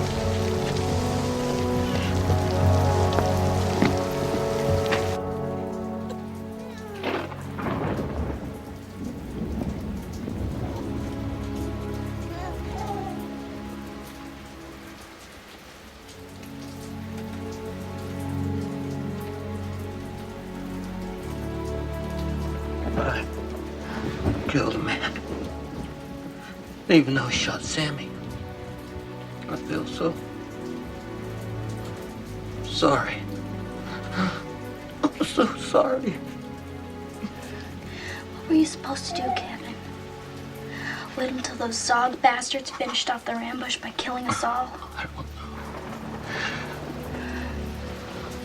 I gotta find out what's going on. Rachel, turn on that radio. Let's hear that 4 o'clock news. Good afternoon. Here is the Northern Idaho News. Today has seen violent death in the mountains near Naples, Idaho. U.S. Marshals claim a white separatist named Randall Weaver and his friend Kevin Harris attacked them from a pickup truck. Weaver opened fire from his pickup unprovoked. One marshal was hit and is presumed dead. This is unconfirmed because the federal officers are still pinned down under heavy fire on the Weaver land. Pinned down? Pickup truck? What the hell are they talking about? All liars. I only shot twice. What the hell's going on here? They're trying to cover because they murdered a 14-year-old boy. Listen.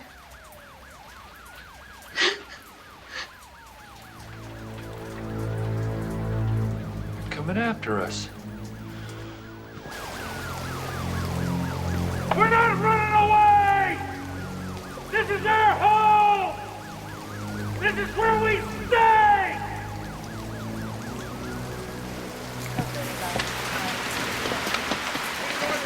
Are they down yet? No. They're still up there? What, are they pinned down? There's been no gunfire, so I doubt it. They won't leave Barnett's body, and it's too hard to move in the rain. Can you get me to him? Paul'll take you up. I'll get word to D.C. that we're going up for him. Let's go.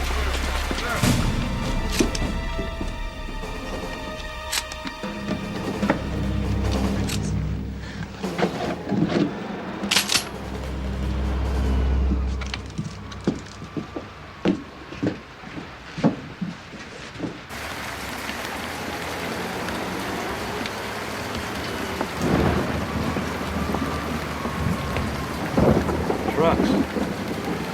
Heavy trucks. I can't see anything. They're down there.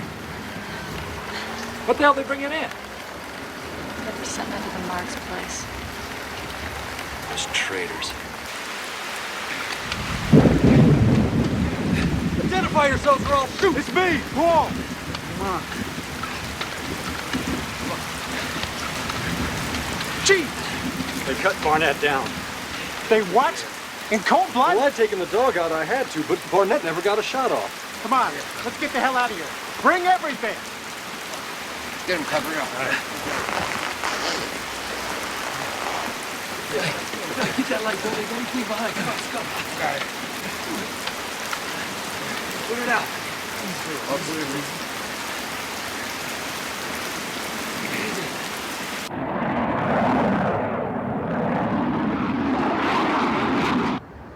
God almighty. It's a fortress on top of a mountain. That's only half of it. These are zealots that know how to use these natural defenses. My undercover men tell me that Weaver's an ex-Green Beret, according to some wanted for bank robbery over in Montana. Oh, great. We got our Rambo in our hands, huh? Oh, the wife's even more of a fanatic than he is. She's written these crazy letters to every government agency that she can think of. We did a formal threat assessment. How detailed? Very detailed. My man on the ground, Brian Jackson, has spent the last 18 months trying to get them to come down. He did everything that he could to negotiate our way out of this. But just when he felt that Randy was willing to bend a little bit on this, the wife comes in to stiffen his spine. I don't know what the situation on the ground is. I'm still waiting for word that my team got out. What about Weaver's military background, his training? Is he dangerous? Well, I told you he's a Green Beret. They're explosive specialists, aren't they? So if he's had any access to any of the sophisticated defense ordnance? The place is probably booby-trapped. Yeah, that's right. That's what I'm afraid we're going into. And that's not the worst part. Vicky Weaver, according to this assessment, is determined to keep this family isolated on that hill. And there's a fear that she might kill her own children. That's what she thinks it'll take. You guys hurt? No, we're all right. All right. Let's get him in the ambulance. Easy now. Come on. Let's get our stuff with the van. Right. Who are all these civilians? We're evacuating all the neighbors. 9 families.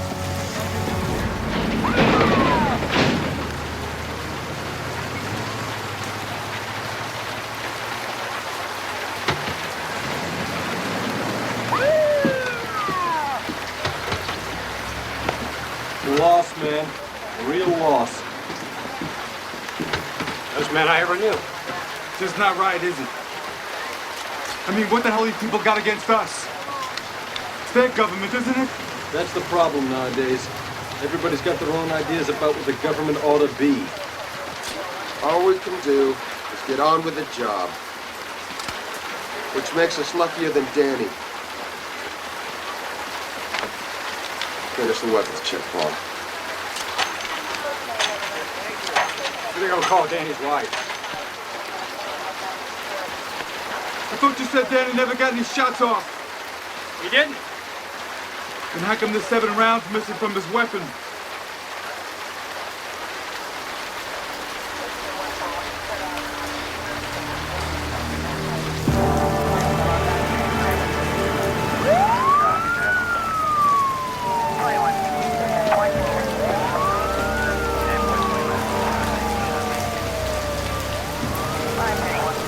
What's going on? Where are they taking you? Message for you, sir. Thank you. They finally got your men off the hill and the locals have been evacuated. Any more casualties? Not according to this. So the family's still intact? The family's still intact. This isn't Leave It to Beaver, Ross. They killed a marshal. He has 2 kids. I'm sure the Aryans would love America to think we're after this pleasant little family. But as far as I'm concerned, they're dangerous as hell. We are sending our men into a fortified Aryan stronghold where the defenders shoot first. Well, intelligence says that every member of the family is carrying a gun when they leave the cabin. 81% of the time. We have to think about changing the rules, leveling the playing field a bit. The trick will be to get in and out as fast as possible. Take them down hard and fast. Hard and fast.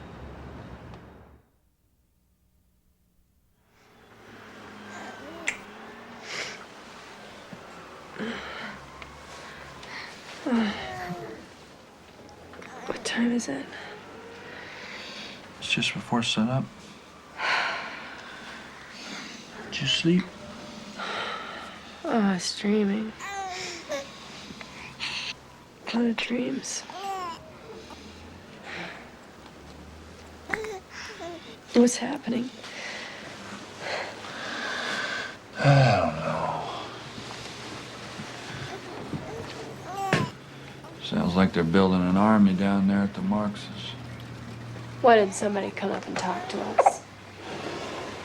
Been asking myself that same question all night.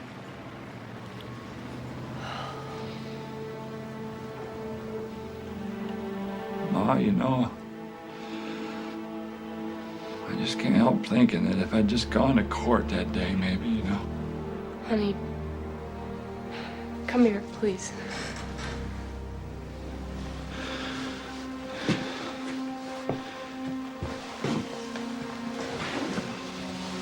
Baby, please don't blame yourself. They acted against us. But the truth is, they fit into God's plan. We have to believe that. Tony!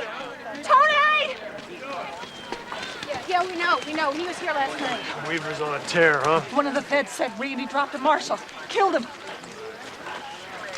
So he finally got his Armageddon, Oh, huh? they got marshals, they got state police, they even got National Guard up there. These guys will have Randy and Vicky signed, sealed, and delivered in body bags before anyone even hears about it. Oh, jeez, come on now, Tony. He's your friend now. We got to do something. Was. He told me to get off this property and never come back. Oh, that don't matter.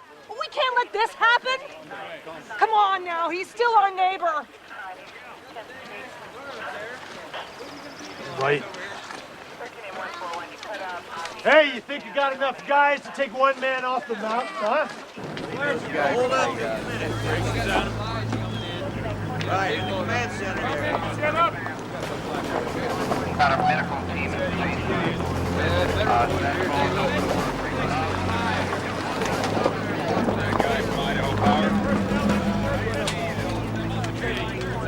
I want the area by the woods on the east secured.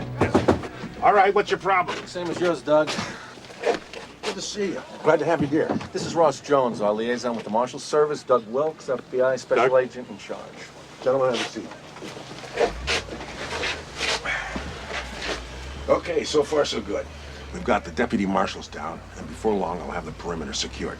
Good, though I don't think the Weavers are likely to make a run for it. Well, it's not keeping them in that worries me. It's the supporters trying to infiltrate their way to the cabin to add to their firepower. You better close the road. Got it in hand.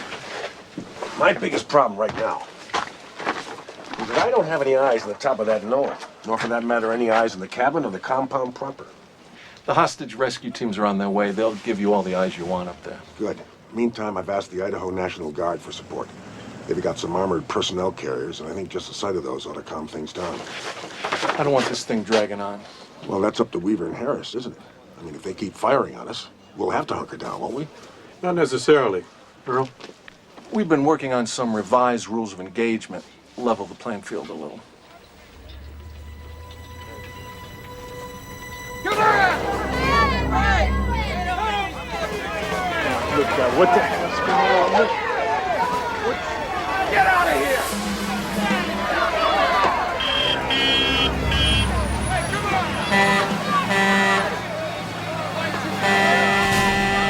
Welcome here!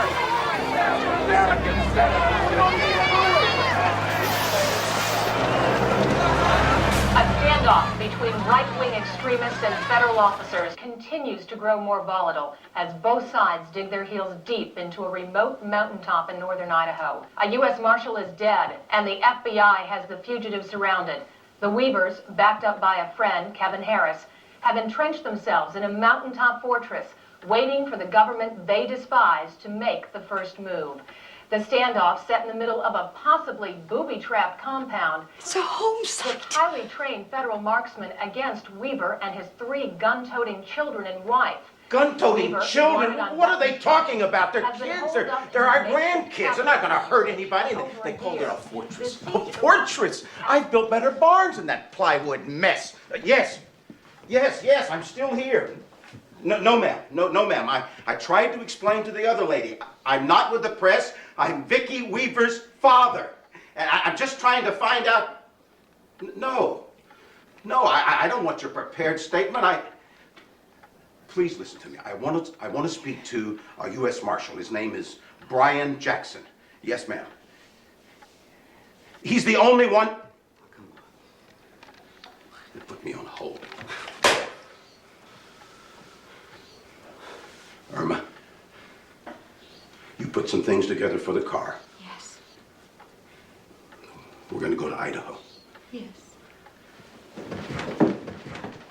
Dad, wait a minute. Mama, I just don't think I'm gonna see her again. Oh, you will, Gwen. They'll have this whole thing under control within hours. You'll see.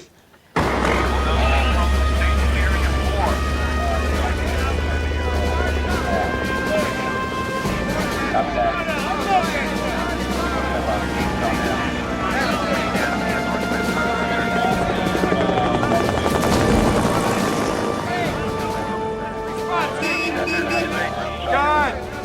It looks like Vietnam. Good. More the better. Wish Danny Barnett had this kind of backup?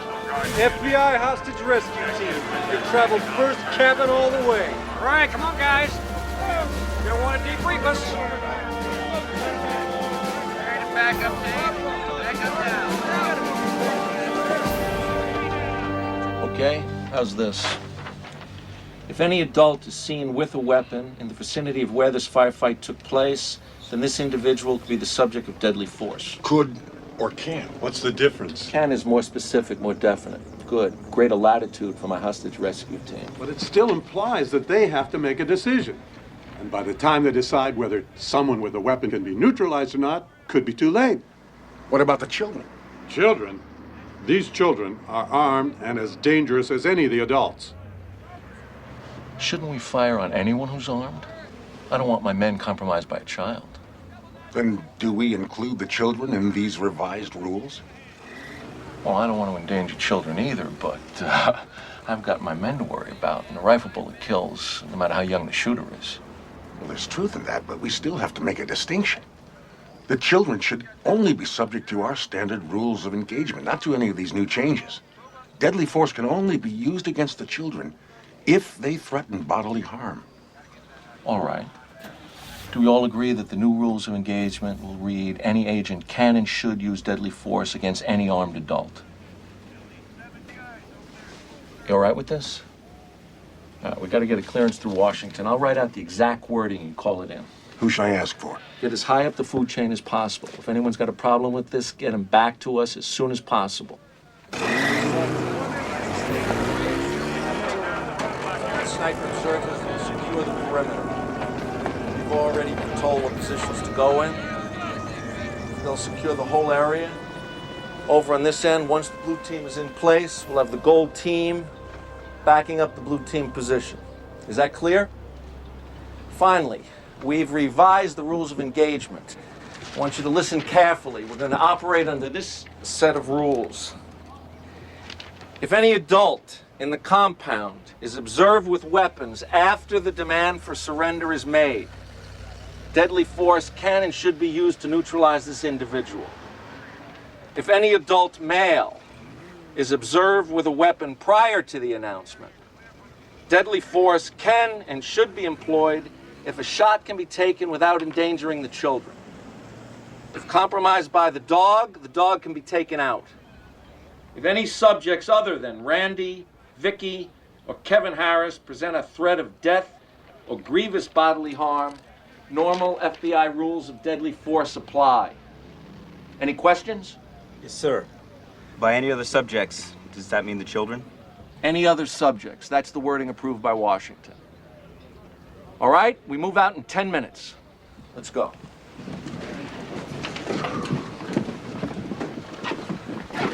Davis, what did you just hear? Shoot on sight.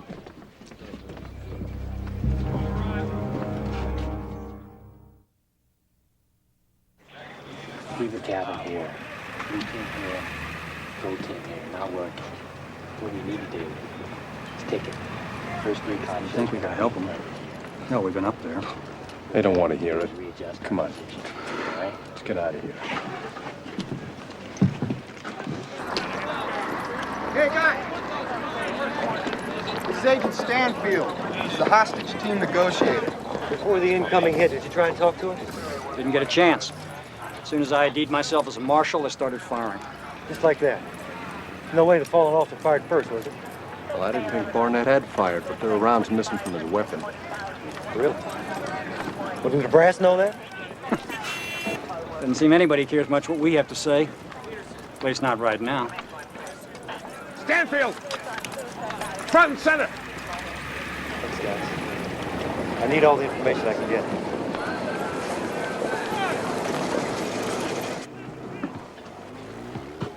Got a response from Washington to our operational plan. They noticed that there's no provision for negotiation. Yeah, so did I. I'd have thought you'd be happy not to get thrown in up there. Well, it's my job, sir. Well, they deserve a chance to be talked down. Well, we'd like you to work out a provision for negotiation. I'll get right on it. What if they offer us a deal? What kind of deal? One where they haul you in front of some Zog court and frame you for that dead son of a bitch Marshall? What if, say, just one of them gets in our sights? He's armed? Yeah. Well, I say we wait. What we need to do is isolate Weaver and Harris at the same time. If we get one of them, it still leaves them with enough firepower to kill our guys. They want to get us outside alone. Try to kill us off one at a time so they can bury the evidence. They're gonna try to isolate us from each other. Mom's right. They'll try to isolate us and pick us off one at a time. We've got to keep at least in pairs. That's right, girl. Okay, so that's the deal then. When you see one of them, hold your fire. Don't make a move until another one joins them. Otherwise, we'll never get the other side of the house. We'll wait till we see them together then.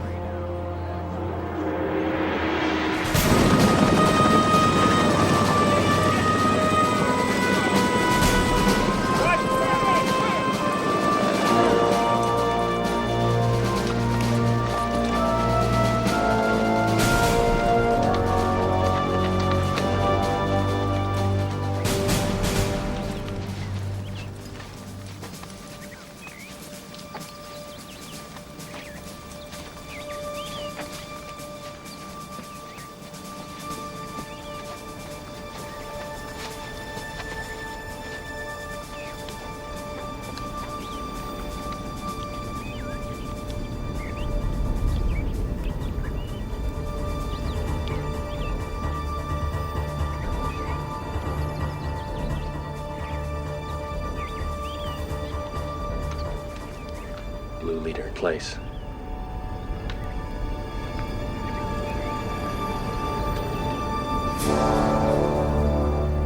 I'd have thought they'd have made their move by now. It's got to be about 6. Maybe they're waiting for tomorrow.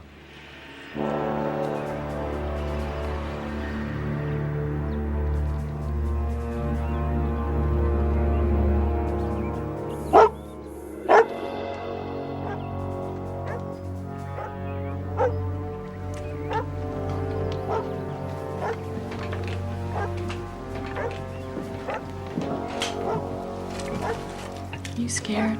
No. Maybe a little. But as long as you're here, I'm gonna check on the dog. I think someone's out there. I'm going with you. Me too. Well, come on then.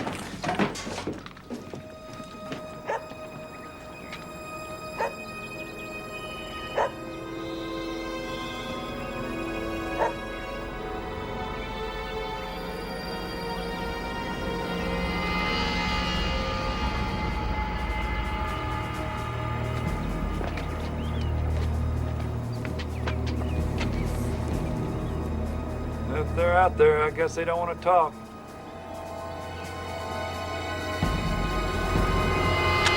I want to see Sammy again.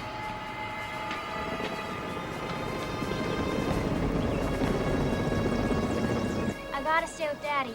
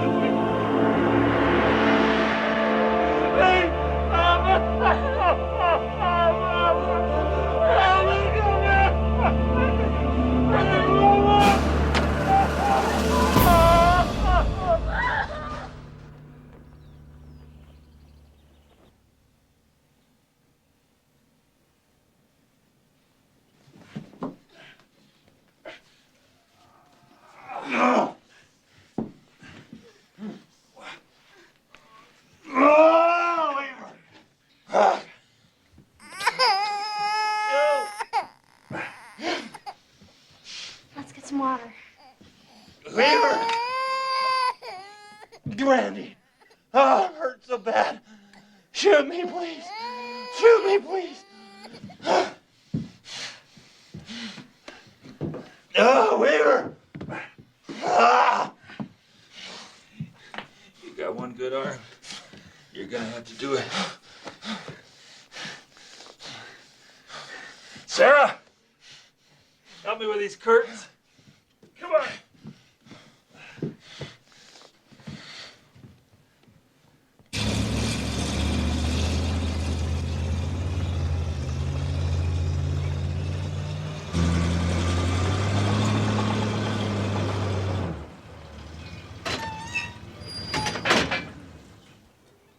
Mr. Weaver,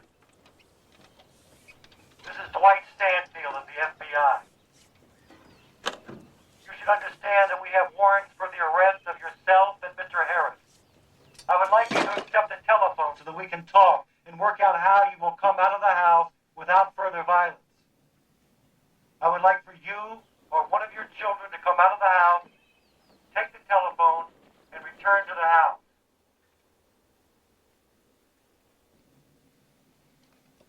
Randall, we need to communicate so we can end this thing peacefully. Randall, why not let one of the children come out and take the telephone?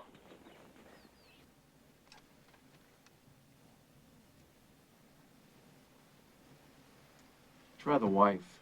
The threat assessment is that she's the real head of the gang anyway.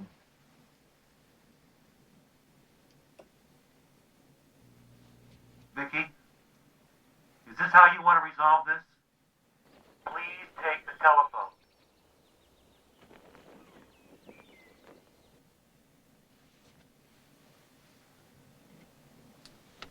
All right, let's go.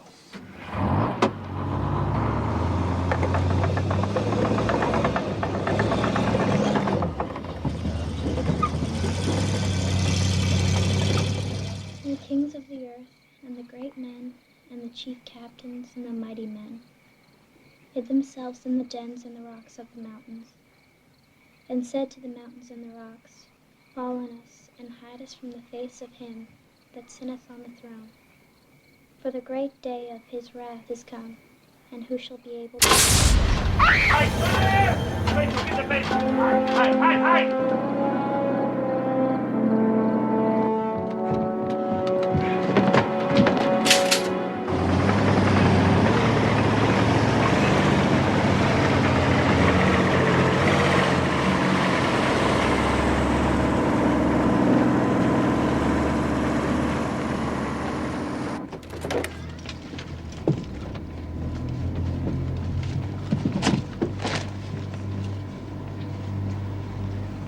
Careful. It's probably booby-trapped. Oh, my God. They've started killing their own. Jonestown.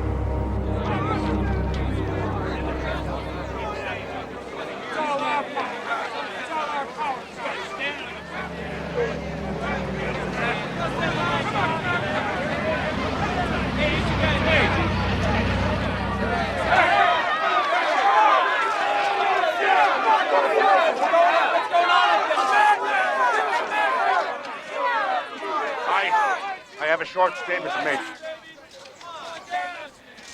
It appears that Samuel Weaver was killed during the initial exchange of gunfire.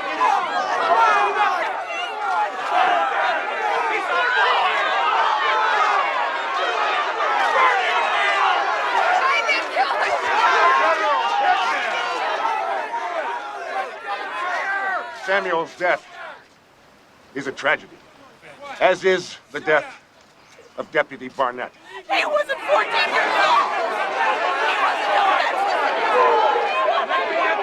We are taking and will continue to pursue every precaution that we can to avoid further injury and loss of life. Sammy's killer, get a medal! The Sammy's killer, get a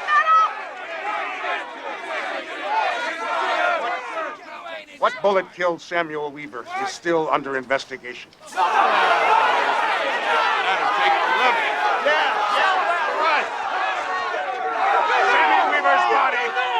Taken for an autopsy. A government autopsy! We're really gonna believe a government autopsy! The results will be made public. That is all. Thank you.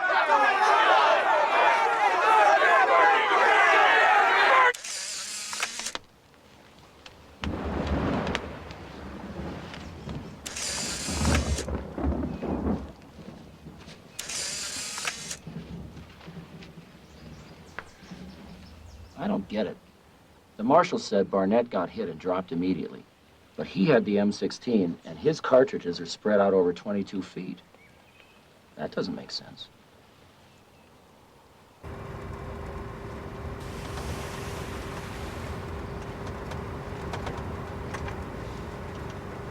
Hey, stop your car!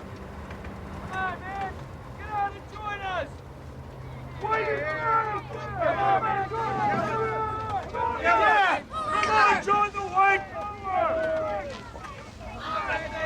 Who are all these people? Friends of Randy's. Wow! And with friends like these. Hey, hey, get off! Get off! Kill babies? What does that mean? What's... Hey! Mom, it's nothing. They're just anti-government crazies.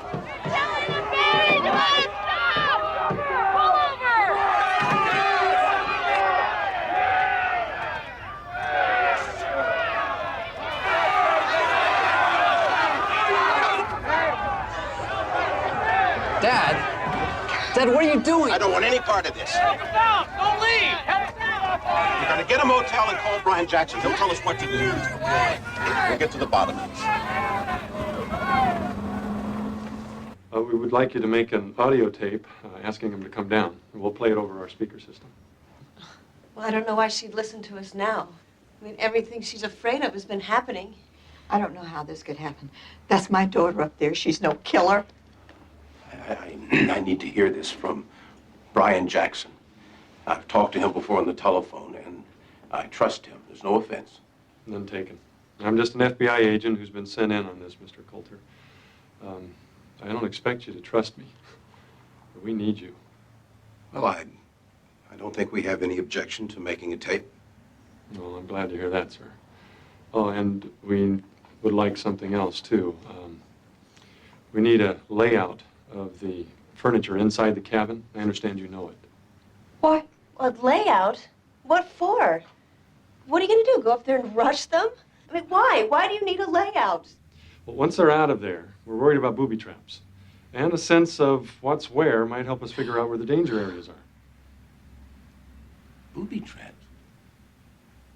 Have you people lost your minds? They're a family. Do you understand? They are a family with a little baby crawling around. Do you think that they're going to booby trap their own home with a baby in it? I understand, and I apologize. I'll talk to you folks later. Thank you.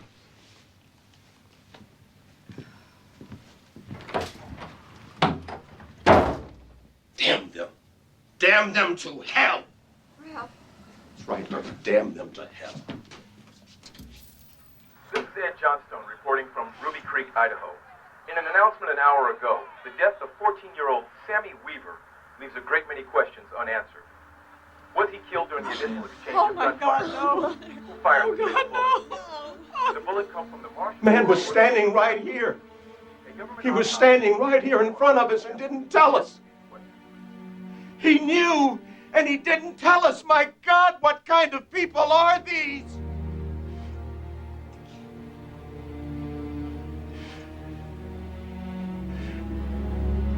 Irma. Oh, God, Irma. They've killed our little boy. Oh, God. Oh, God, have mercy. Vicky was right. Vicky was right.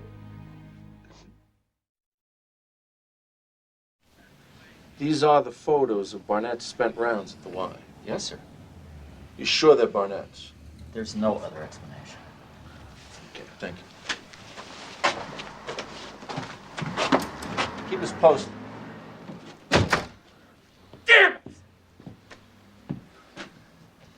Barnett was moving when he was firing. That means he was shooting before he was hit. Right. That's not what the marshals told us. No. But whatever the case, there's been no fire from the cabin, not a single shot.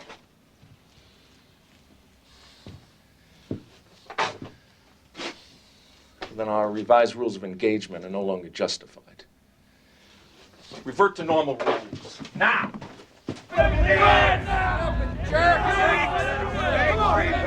Just about to win. Come back. Let me see what you got.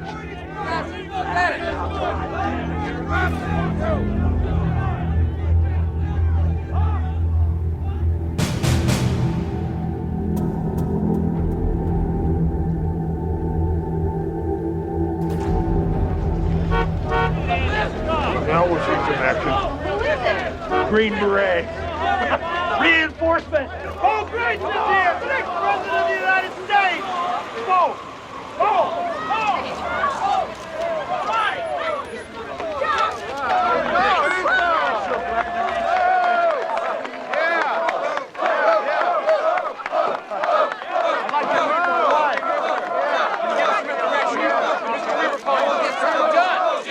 I served with you in Vietnam. Welcome home, brother. Anything to say about this?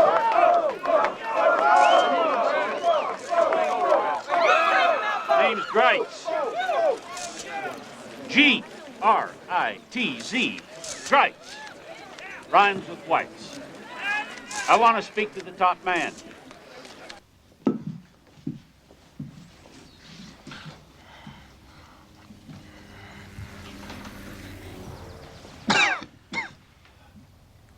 All right, it's hot in here. Kevin, are you all right? Are you okay? I think I'm a little hungry. I'll get you something to eat. What day is it? Wednesday. Wednesday, and they haven't finished us off yet. All in their own good time. What's that awful smell?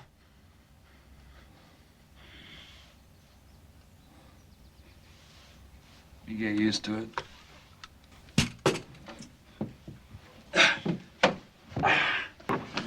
Here. Drink that.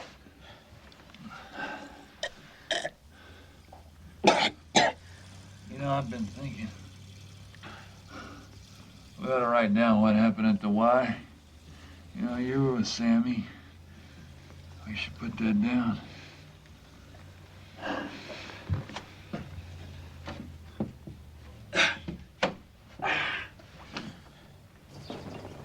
Behind every strong man there's a good woman. Please, Mrs. Weaver, support your husband by coming out. Are the children all right? Can we get some milk for Elizabeth? It's Alicia, you son of a bitch, you bastard! Randall, I understand your concern about the telephone.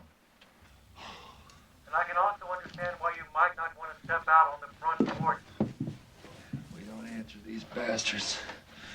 Never. And screw them. You okay, Weaver? Yeah, I'm all right. I'm just tired. I haven't slept in days. You have nothing to worry about. Get the hell out of here! He said something. Randy, say again. I can't hear you. Screw you, you mother and cake bastards! Can't understand it, can you? No. Randy, say again. We gotta write the truth down. Mom would have seen that. Sarah? Sarah, you gotta write it down, honey. You gotta write it down. Here. You gotta write it down and you gotta find a place to hide it, because they're gonna come in here and they'll destroy the evidence. I've been thinking about it. I know just the place. I'll hide it inside a sanitary napkin.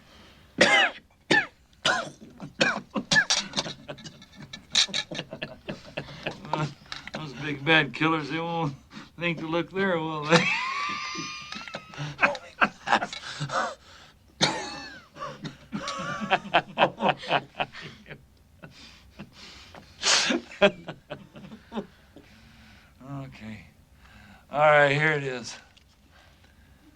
to all our white brethren.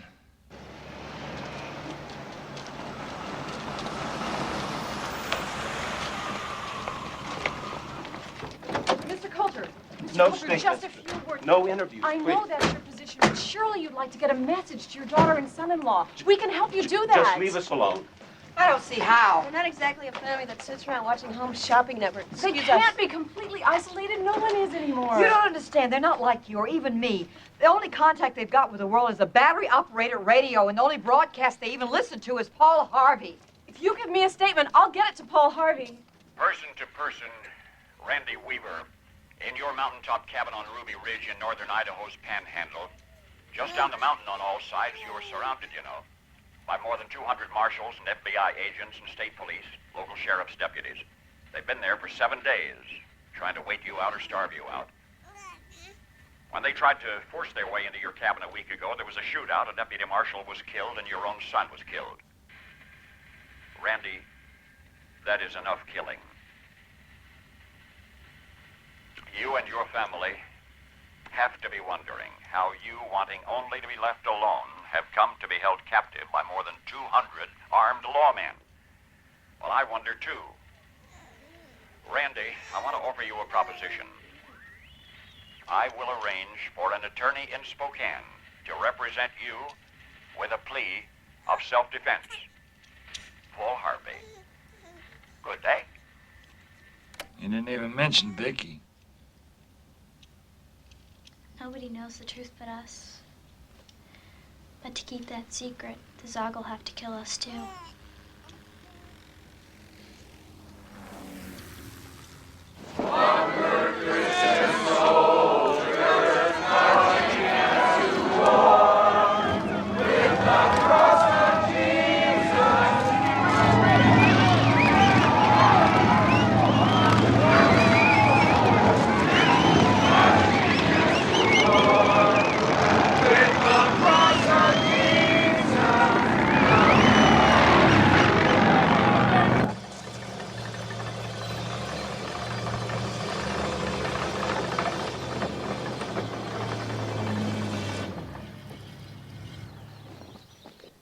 Randall, this is Bo Greitz.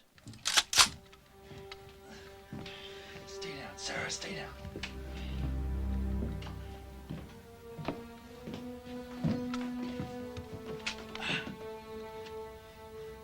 Bo? Is that really you? Yes. Is everyone okay in there? No! Follow up on that.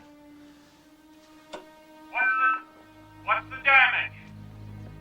Kevin's been shot! I've been shot!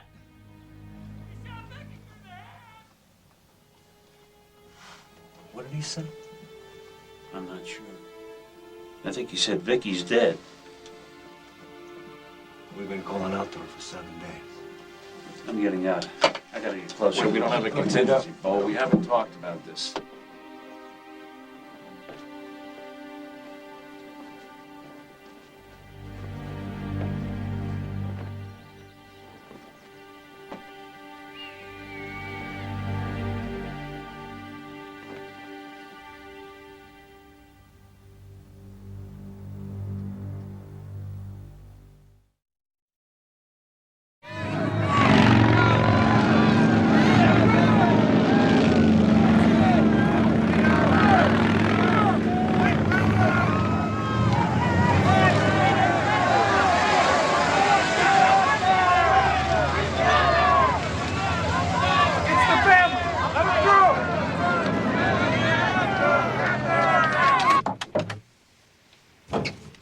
Won't you come in, folks?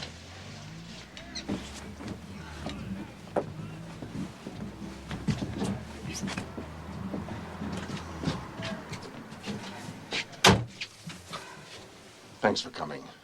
I'm Special Agent Wilkes, FBI. Would you like to sit down? No, we're fine. I've got some good news and I've got some bad news. We've played your tapes and they've helped out a great deal. And we're now talking to Randy and we think the standoff's going to be over real soon. He's agreed to let Bogreitz into the cabin to bring some food and to help organize things. The girls are all okay. And although Randy and Kevin have been injured, they're going to make it through just fine. I'm afraid that, Bad news.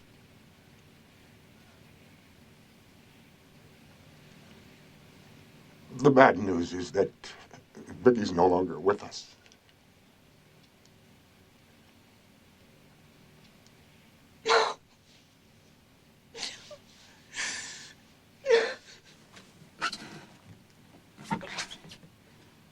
No, no, no.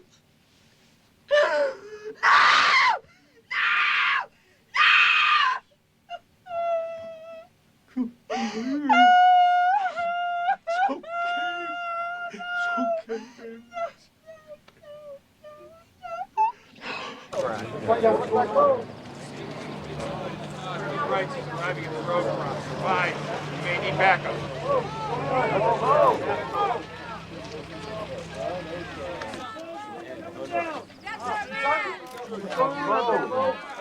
What'd you find out? Talk to us, Bo. Come on, Bo. What's going on? I want you all to join hands. It's an order. Get a grip on yourselves. What'd you find out, Bo? Vicky's been killed.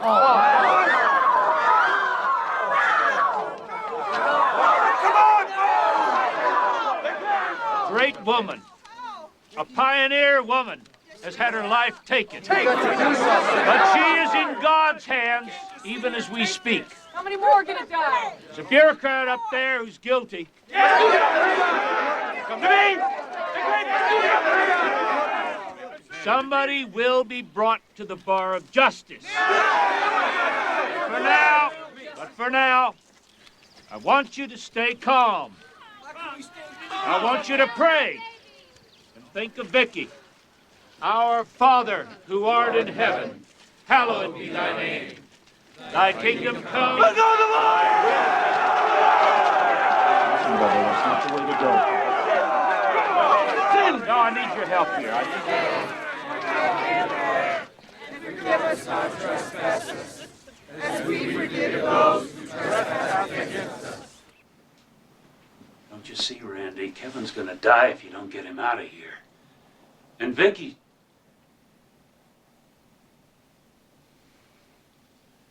This isn't right, Randy. You know it isn't. We prayed to Yahweh all night. The girls don't want him to go. Damn it, Randy. You're the head of this family. You are the man. Make those decisions for yourself. Kevin's in pain. If he's got to die, is this how it's to be? Unconscious and in pain?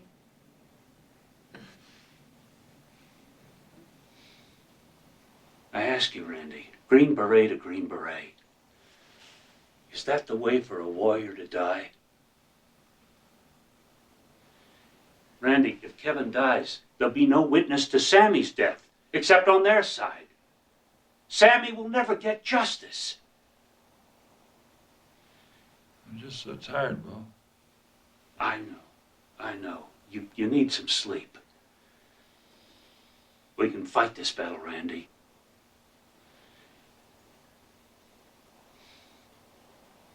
We can, Sarah. I know we can. No. They're just gonna kill us. Mama always said they would. But should she be here like this? Look, at least let me get her out of here. See to it she gets a decent Christian burial. And for the love of the good Lord, let Kevin get some medical attention. Please.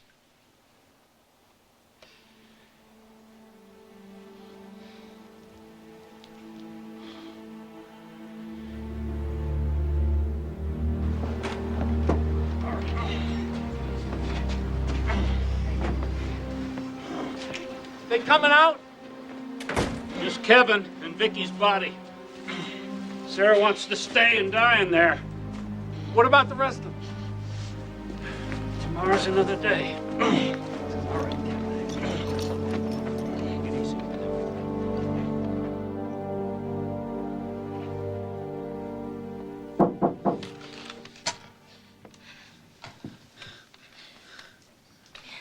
Who is it? It's me, Randy, Bo. Bo?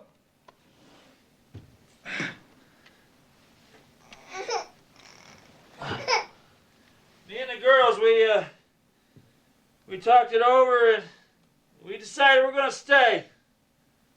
To be true to what Vicky would have wanted. Surely what Vicky would have wanted was for the truth to come out, the whole truth. Randy, if you let him kill you, it'll all be for nothing. Don't you see that? Look, Randy, I'll make a deal with you. I'll handcuff myself to you. Then if they shoot you, they'll have to take me out too. Look, Randy, I've spoken with Jerry Spence. He's the best damn lawyer in the country.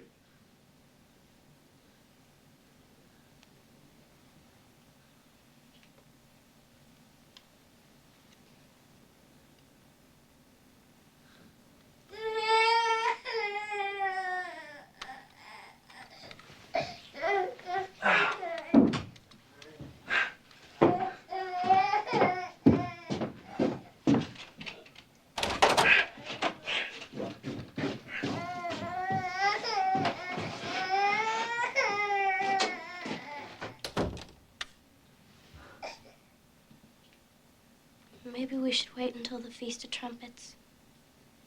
That was always special to Mama. Won't play, honey. Feds are spending over $1 million a day on this thing. It's the biggest story in the country. Frankly, I think they'd just as soon shoot you as have you come to trial. Because they know if that happens, if the world finds out how your mama, Sammy, died, well, they know there aren't slings big enough to hold their sorry asses.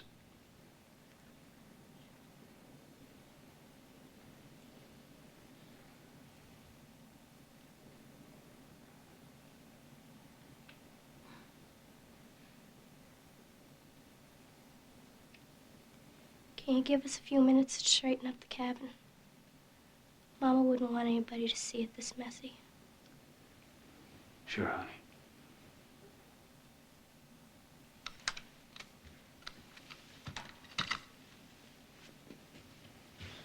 Well, I want you to take this. I don't want them to get it.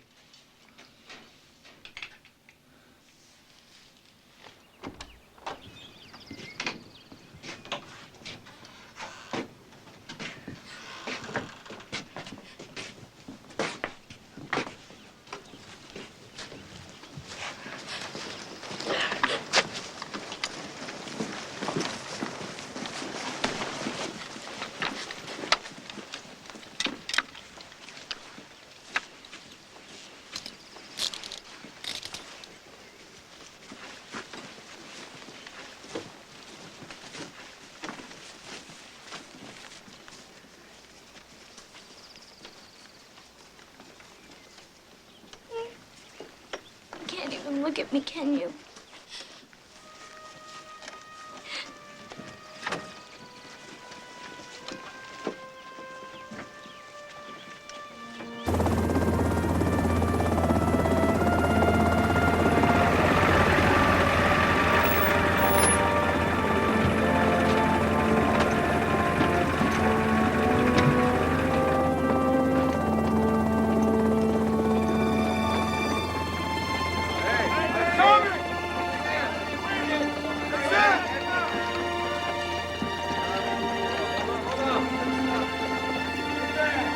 All this for one family.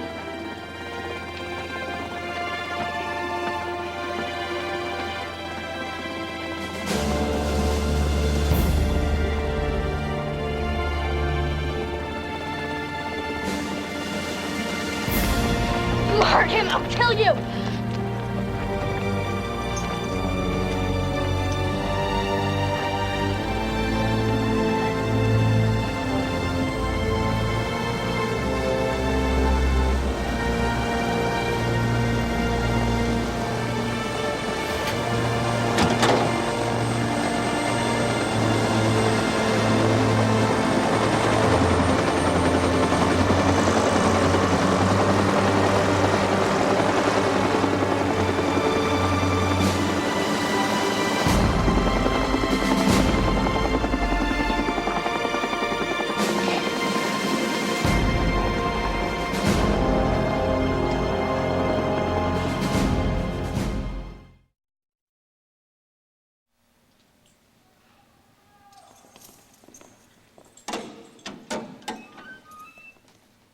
Randy Weaver.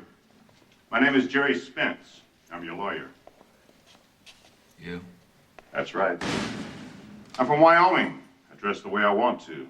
Any problem with that? No. Good. This is my associate, Stan Kennedy. This very lawyer-looking fellow here, Arthur Thorpe. Now, I want to make one thing clear right off, Randy. I don't hold with any of your beliefs. Don't wholly agree with any of them. But this isn't going to be a trial about your beliefs, not if I can help it.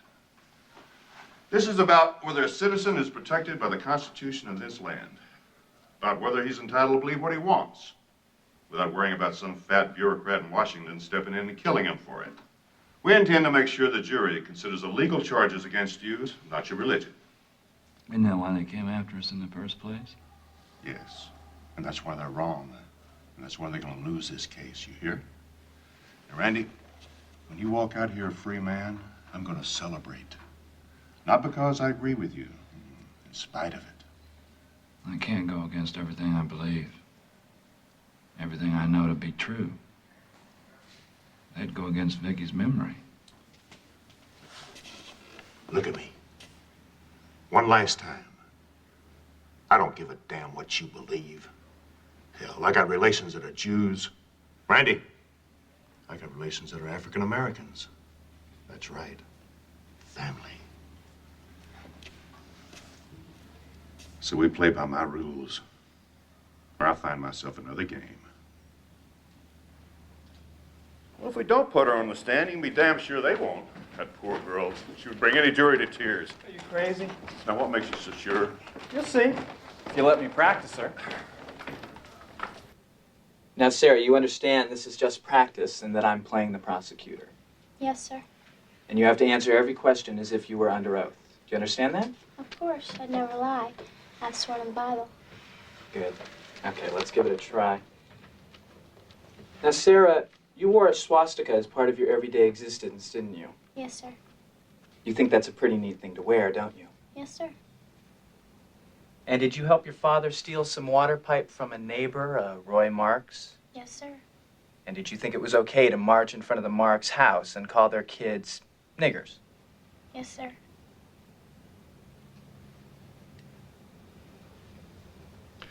Well, thank you, Sarah. Frankly, I don't think you'll be called as a witness. Well, if that's all, gentlemen. Yes, sir. Thank you, ma'am. Ooh, sweet. So, we'll win by stuffing their own case down their throats. It won't be the first time the government's hung itself on its own bureaucratic tape. We've just been served with this by the U.S. Attorney's Office. Thank you. Thank you.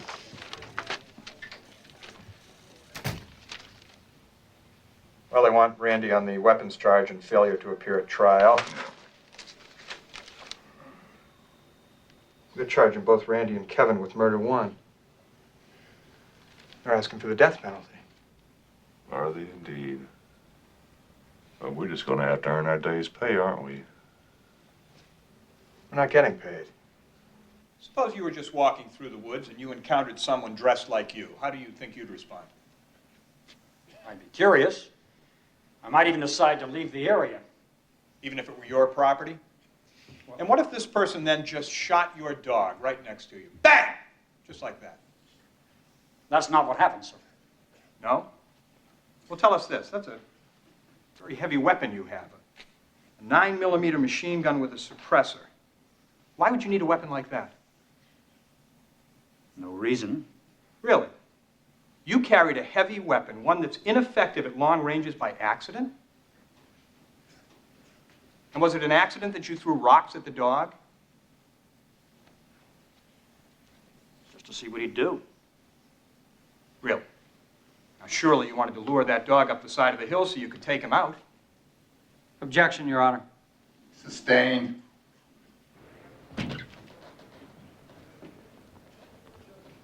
Now, Sammy Weaver's tragic death happened after the incident with the dog.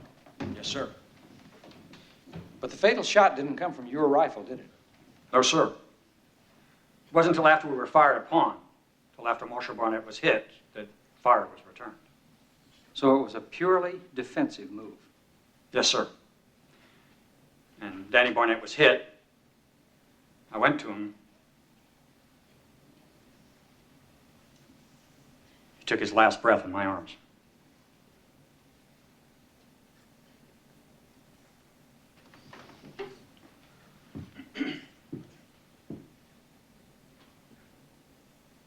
That must have been a difficult moment for you, Mr. Adams. One of the worst of my life. See your friend cut down without warning. Yes, sir.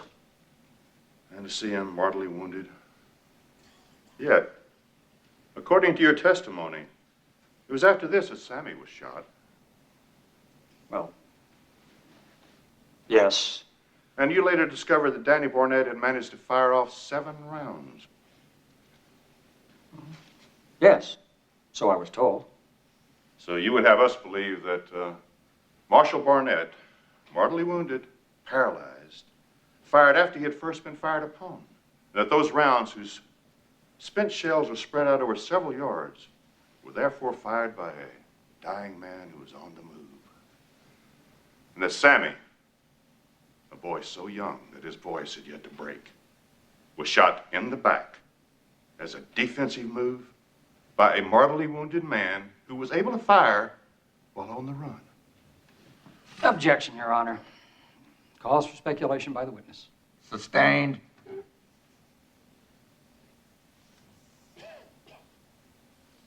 Now, Special Agent Martins, you modified the rules of engagement. Why was that? Because there was an ongoing firefight, and our threat assessment showed that the people in that compound were armed 81% of the time. So these modified rules of engagement were not a mandate for your snipers to shoot any armed adult? Absolutely not. It's simply giving my people the tools to protect themselves. Your witness? Now, your people, Mr. Martins, they're trained to shoot at other human beings, aren't they? That's part of it. So when they volunteer, they know they may have to shoot a citizen. Or a terrorist. Just answer my questions. Now, do these modified rules of engagement apply to dogs? Well, no, of course not.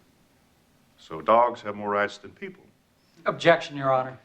But you knew that these rules of engagement set up a true ambush by the federal government? Absolutely not. My people had to be protected.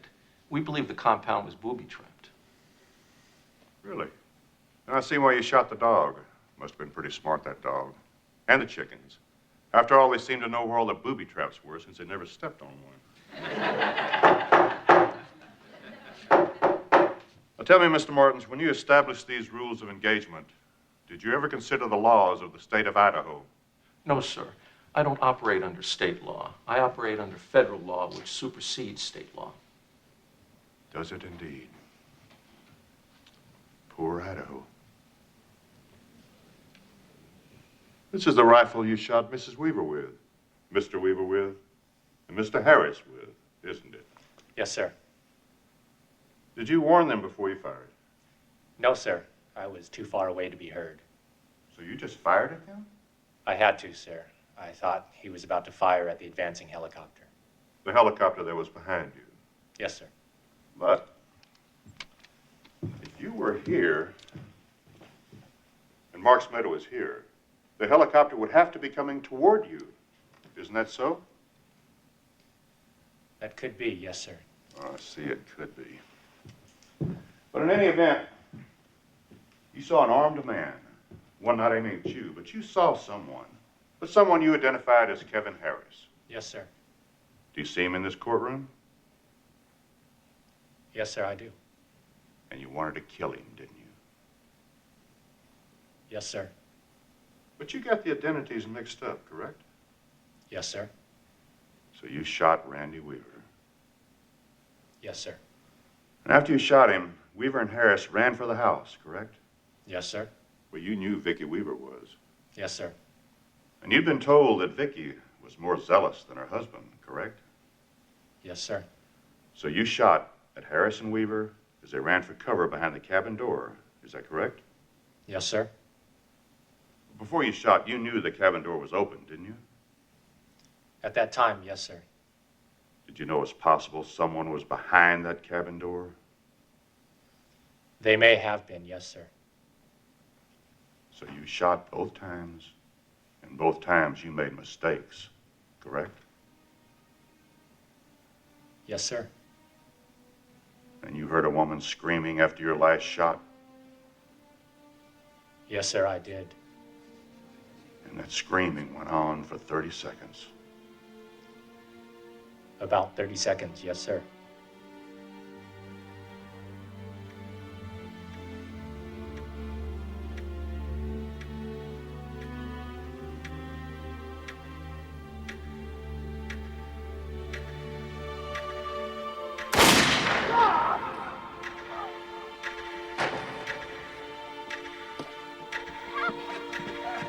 What happened? What happened?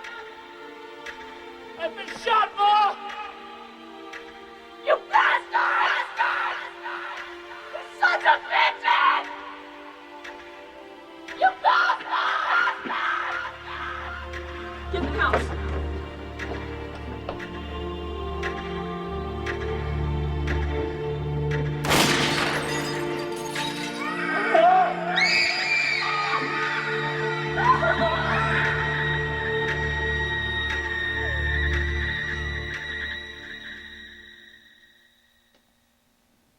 You've heard several witnesses say, out of the mouth of Mr. Weaver, that Armageddon, that the Great Tribulation, is going to take place on his own doorstep. The armed confrontation that he was going to have with the government wasn't something that was going to take place at some different time in the future. It's going to happen now. He said that because of the hatred he had for government and his resolve, together with that of his wife, to defy those laws and to resist with violence. Why violence? Because this was a man and a woman who believed that they were dealing with Satan himself. And when you're dealing with Satan himself, you pull out all the stops, and that's why it involved armed violence from day one. And that's why Marshall Barnett is dead. And that's why Samuel Weaver's dead. And that's why Vicki Weaver's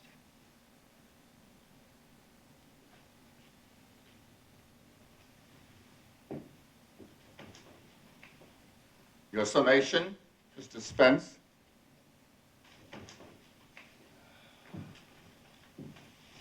Your Honor, can I start with a proposition that we can all agree with? And that is that government agents are bound by the law, same as we. And government agents can't lie and say it's right because they're officers. And they can't persecute people, and they can't entrap people. They can't state the wrong law. And they can't use their huge forces and their power just because they are federal officers. Now, according to the government, everybody up there on Ruby Ridge that was injured was either shot intentionally or shot by mistake.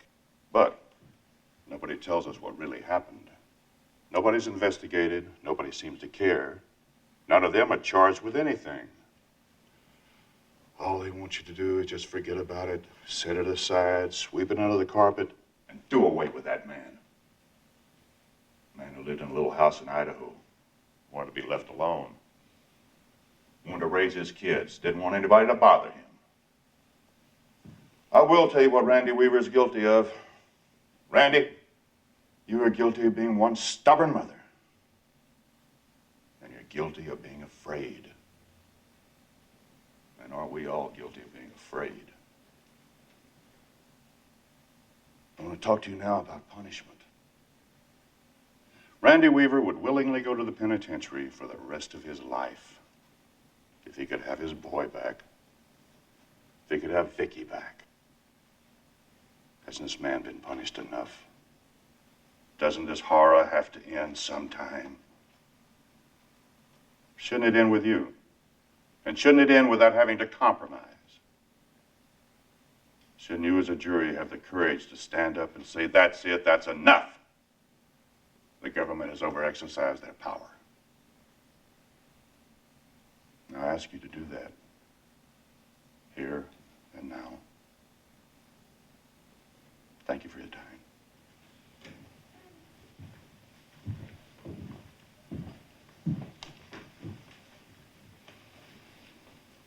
The verdicts came in for the Weaver-Harris Ruby Ridge trial just moments ago, and they are surprising.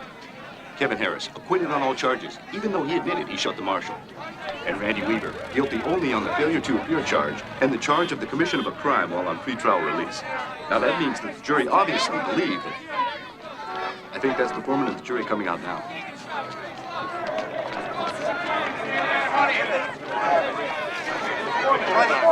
Mr. Foreman, the marshal is dead, and no one's going to pay for that. Isn't that a comment on the government?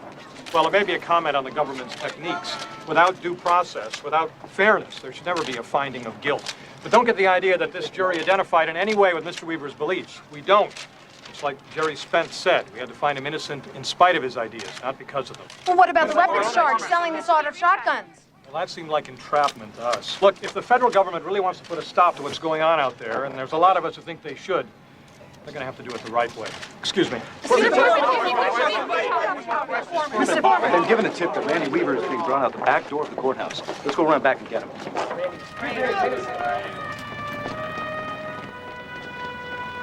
Randy, I guess you're celebrating a victory. Are you happy? Happy? My mother and my brother are dead. Randy, whose fault is that?